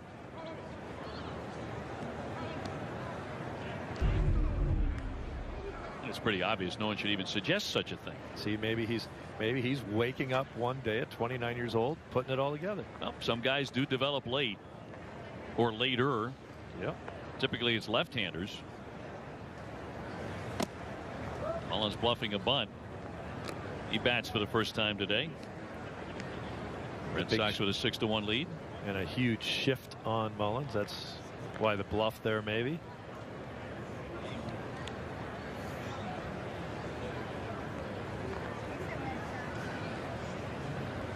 He's looking for his second consecutive 1-2-3 inning. Red Sox pitching has done that a lot today. In the first inning, the second, the third, the sixth, the seventh, and maybe the eighth. In 1-2-3 fashion.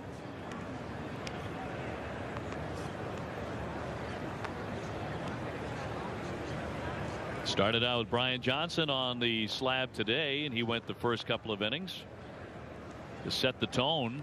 2 strikeouts, no hits, and that's a strike.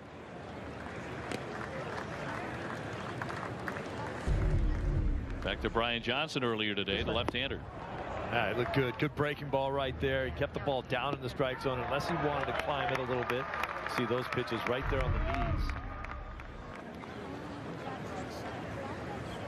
Brian's name in the mix for a spot in the rotation, and right through there to strike him out. He struck out the side.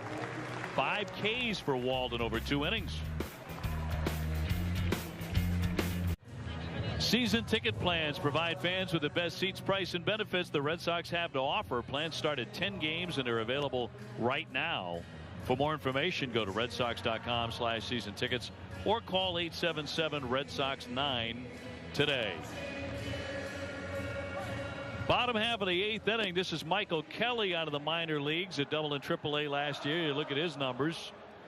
Did pitch over 125 innings. Kelly becomes the new hurler for Buck Showalter.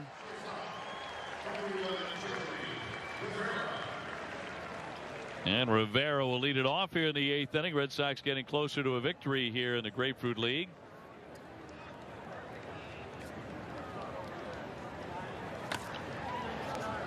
Rusney Castillo will be next. The big inning for the Sox was certainly the 5th. And they scored 3 times. Back-to-back home runs by Blake Swihart and Jeremy Barfield. Blake's was a 2-run shot. Barfield a solo drive. It probably should have counted for 2. As deep as he hit it. It's still rolling somewhere.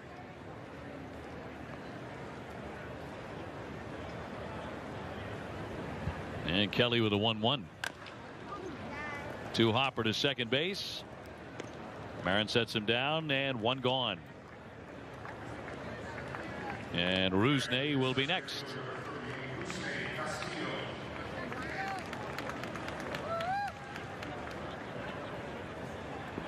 Well, among our broadcasts coming up next Thursday, we're heading over to West Palm Beach to see the reigning world champions, the Houston Astros, who are again loaded and ready to go, and very high expectations, obviously, because it's not like they have a depleted roster or something. They kept everybody, and they're in great shape. It's going to be a good team for a long time. I'll tell you, there's some really talented players. They kind of let those guys take their lumps for a number of seasons, not only at the minor league level, but they brought guys up as soon as they could get them to the big leagues, and they took their lumps there too. And then you figure it out. You start to see how good those players can be.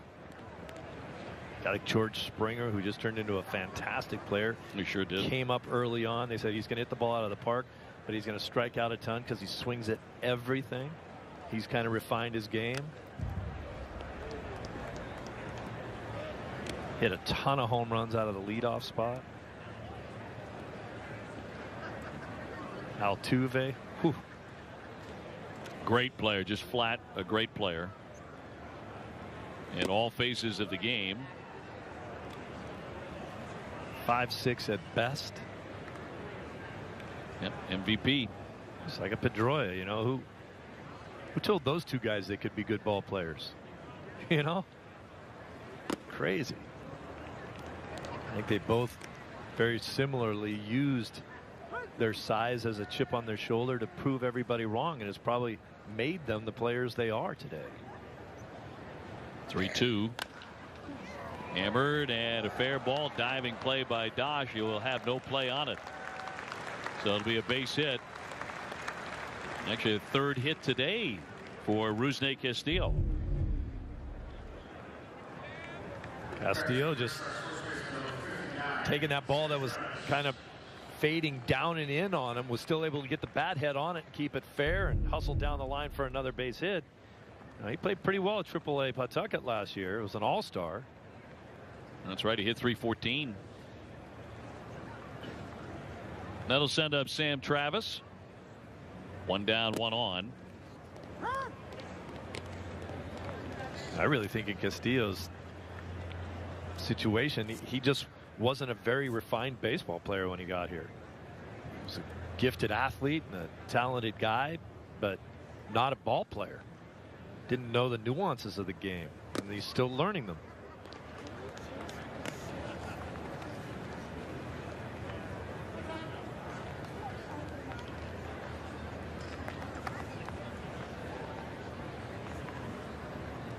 Sox now with 9 hits to just 3 for the Orioles.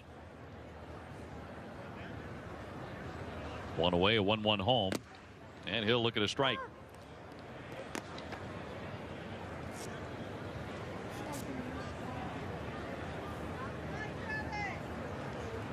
Talking about the American League and certainly the Red Sox, the Yankees, the Astros, I think that Angel team is going to be a lot of fun to watch.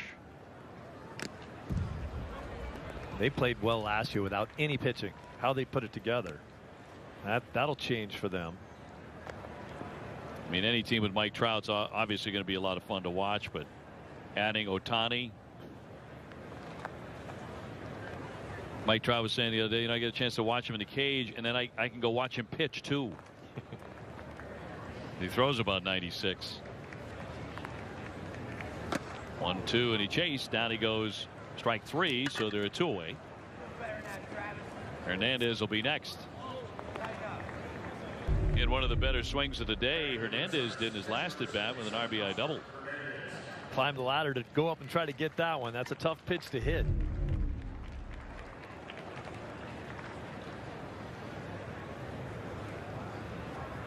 So 2 gone.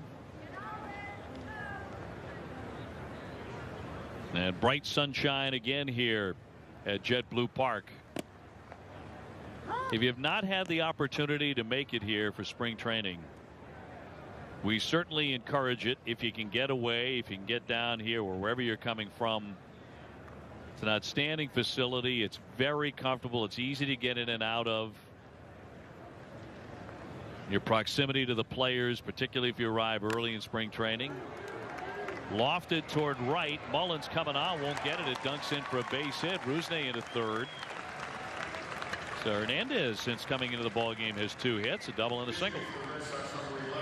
I don't know if Mullins saw that one right off the bat very well. This is kind of a looping humpback liner into right field that probably should have been caught, but Mullins doesn't get a jump on it at all. So by the time he gets in there, it drops in there. Those are the kind of base hits you love. You're like, maybe someone should have caught that, but no one did.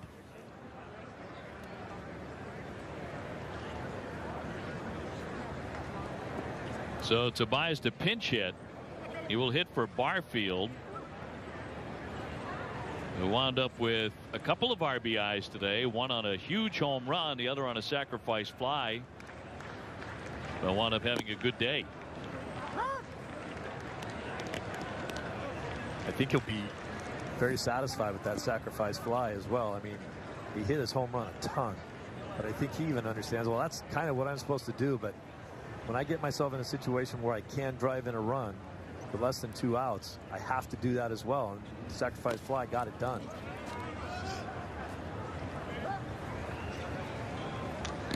Of course, if you said, would you rather hit that one for a home run? He'd probably say yes, too, but you got to do what you can do with each one of your at-bats. Now the home run, an absolute blast over the monster. Way out of here. Came right after Blake Swihart ripped a 2-run homer into the bullpen into right field. Barfield trying to make the ball club. Came in with some buzz after what he did in the minors last year. 1-2.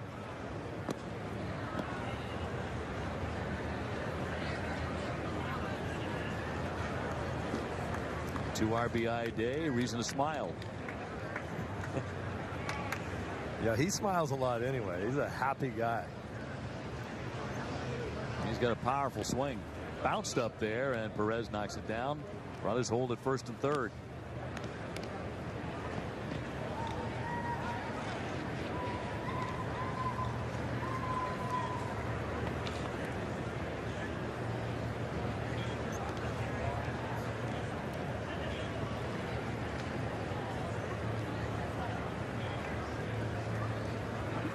Red Sox hopeful of adding on here against the Birds in the 8th inning. And jammed big time there, and he fouled it off himself.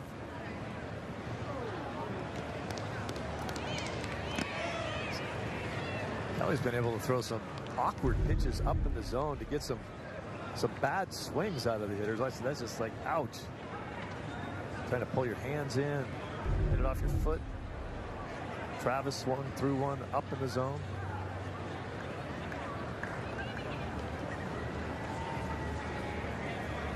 That's Hernandez on at first, Castillo on at third, and the 2-2. Got a piece to hang in there.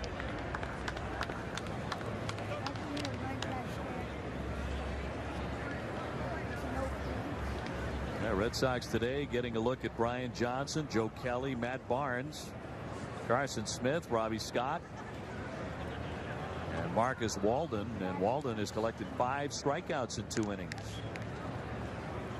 They look good. And a 2-2. Go back to third. Going to be a tag there and not in time to get Castillo.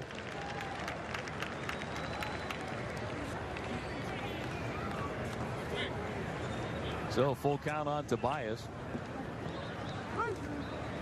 Matheny would be next.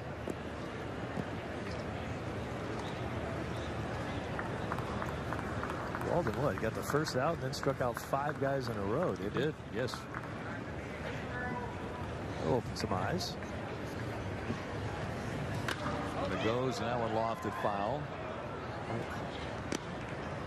Check out some of those strikeouts by Walden, what he did. Showed a good fastball, good slider. There's a breaking ball right there that's tough to handle. Check swing. Got his strikeouts all different kind of ways. I didn't see any knuckleballs in there, though. Did not mix one in. Did have to, and he doesn't have one. And the payoff pitch. And he walked him, so the base is going to be loaded. All filled up for Matheny.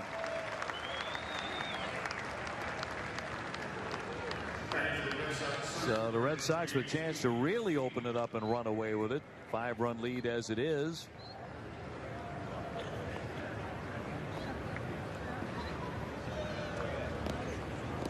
Sox have already had 1 grand slam so far this spring. It didn't count the Grapefruit League because it was in one of the college games. It was against Northeastern, but something the Red Sox did not do all of last season.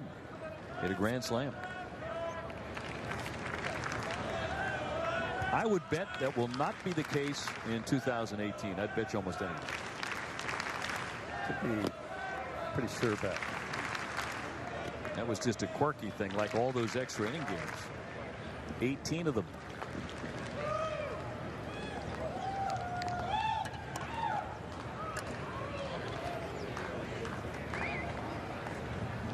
So all filled up with 2 down from Matheny.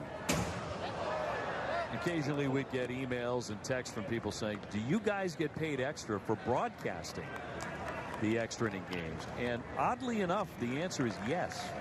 We get time and a half for those. I'm going to have to talk to my agent. Yeah, part of the Broadcasters Union. I don't think you're a member. You may want to get in on that, Steve. And the 401k is outstanding. And that's up top. 2 balls, 1 strike.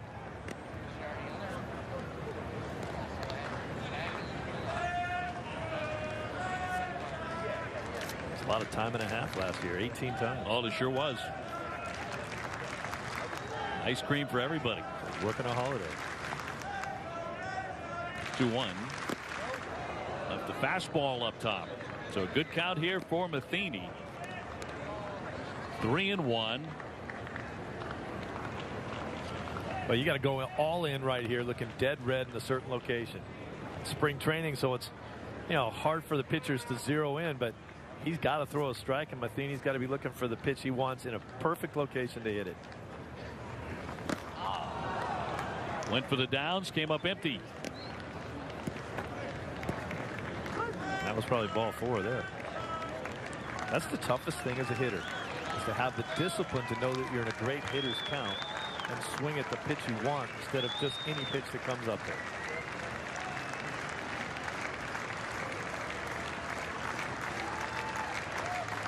Three-2 runners go, and he walks in a run. Castillo will score, and it's 7-1 Boston. And that's going to do it. Here comes Buck Showalter. Back to the bullpen he goes. Just trying to get the final out here in the 8th inning. It has been evasive. Red Sox leading it 7-1. Back with more in a moment. Well, Bruins face off live with our gang coming up. Our outstanding crew, Dale Arnold, Billy Jaffe, and Barry Peterson, right after the Red Sox finish up here with the Baltimore Orioles this afternoon. Bruins made a big trade. They made a big trade. Yeah, a lot to talk about. So tune in as soon as we finish up in the sunshine here in Florida. Not the case back home with the forecast. So you got to get down here. You got to take in a couple of games. We'd love to see you. This is James Teague coming out of the bullpen. A-ball last year. Good numbers there. He inherits a bases loaded 2-out situation. Nick Lovello will take a strike.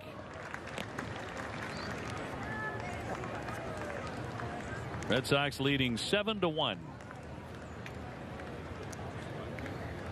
On what has been a most comfortable afternoon at JetBlue.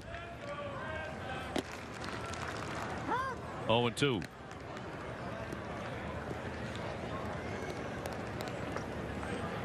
Teague comes right in, throws a fastball in the corner, drops a breaking ball in there, and is now way ahead in the count.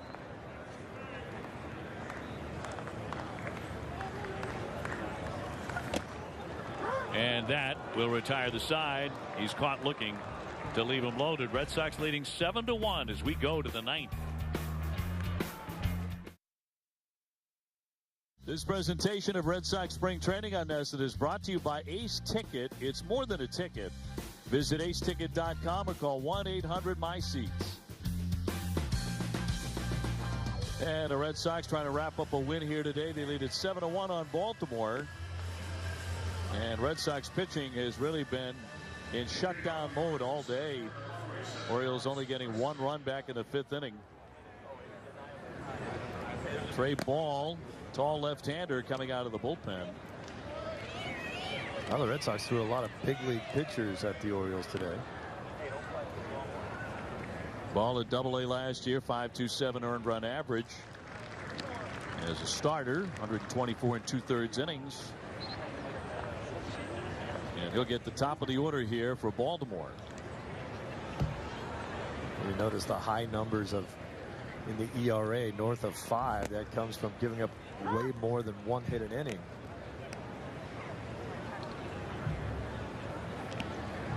Red Sox with 10 hits to the Orioles 3. And the 0-1.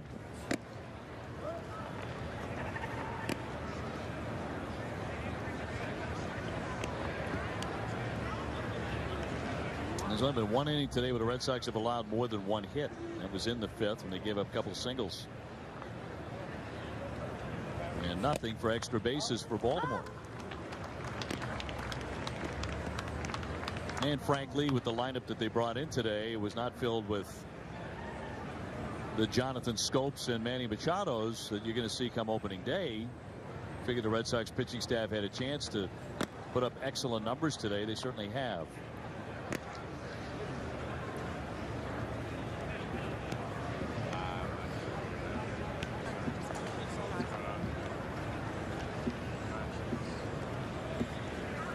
Presley last time up, flied out to right field. And the count moves to 3-2.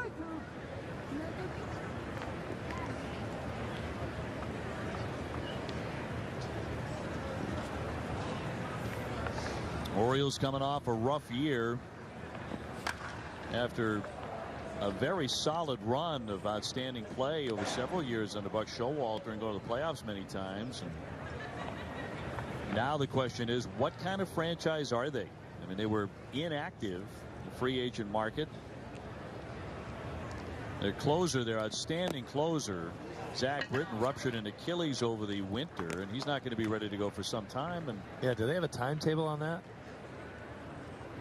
So at this point, it's like, as he takes ball 4, Presley on at first base, the Orioles look like a second-tier franchise.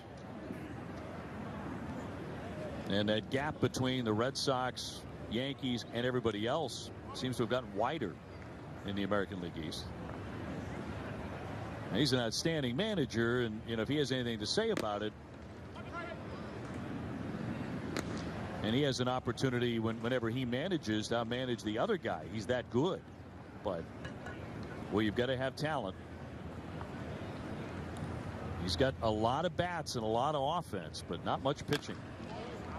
Fouled away at home plate by Perez.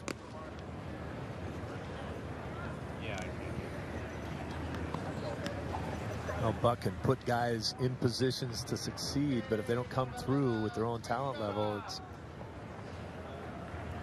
can't help each other. Runner at first and nobody out here in the 9th inning. Red Sox have gone deep into the bullpen here today. So far, everybody's done their job. Starting with Brian Johnson, 2 scoreless innings out of the gate today. Hard hit, diving play by Rivera. He'll throw on to first base looking for a double play, but can't get it, but made the play on the backhanded catch, route number 1. One of the better defensive plays today. Yeah, very nice. Diving and catching that ball before it hits the ground. Did a nice little effort to try to double everybody off, but that didn't work.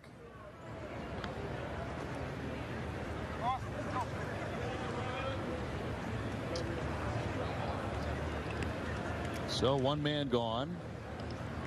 Sends up Austin Hayes, one of their top prospects. He flies that one to left field, but Scott there to the edge and makes the play. 2 down.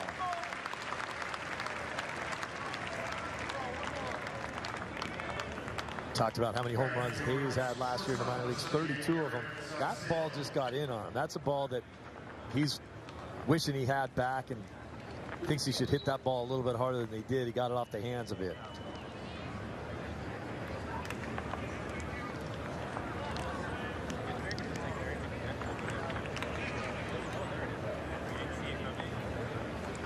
So 2 gone in the 9th. Sox got a run in the 1st, 3 in the 5th, 2 in the 6th, another run in the 8th inning. Baltimore's only run in the 5th.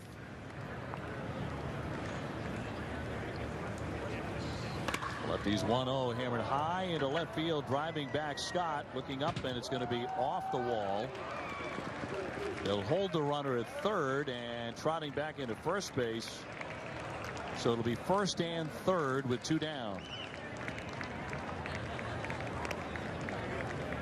Salcedo knocking that one up against the wall.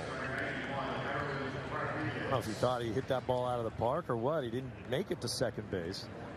He's going to call it a wall ball single, but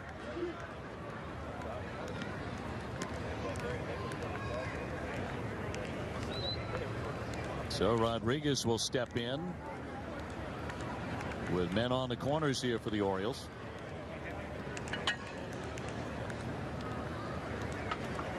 that big number 91 looks kind of small on his back.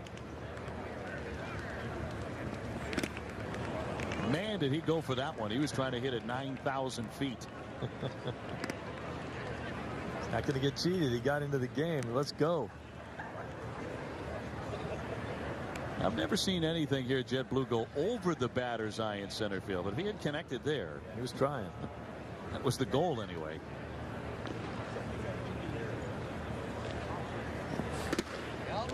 Oh, 0-2.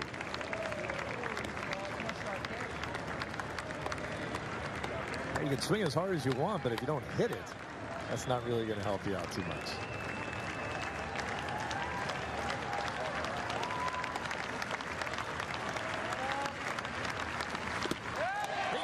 He struck him out, and that's the ball game. The Red Sox win it. And perfect here in Grapefruit League play at 3-0. The final score today over Baltimore is 7-1. Red Sox pitching, allowing only 3 hits all day until that final inning when they gave up a couple of more. Coming up next, after we take a break, it'll be Dale Arnold and Billy Jaffe and Barry Peterson getting you ready for Bruins Sabres with Bruins Face Off Live, presented by Echo Store Technologies. Charlie Moore is a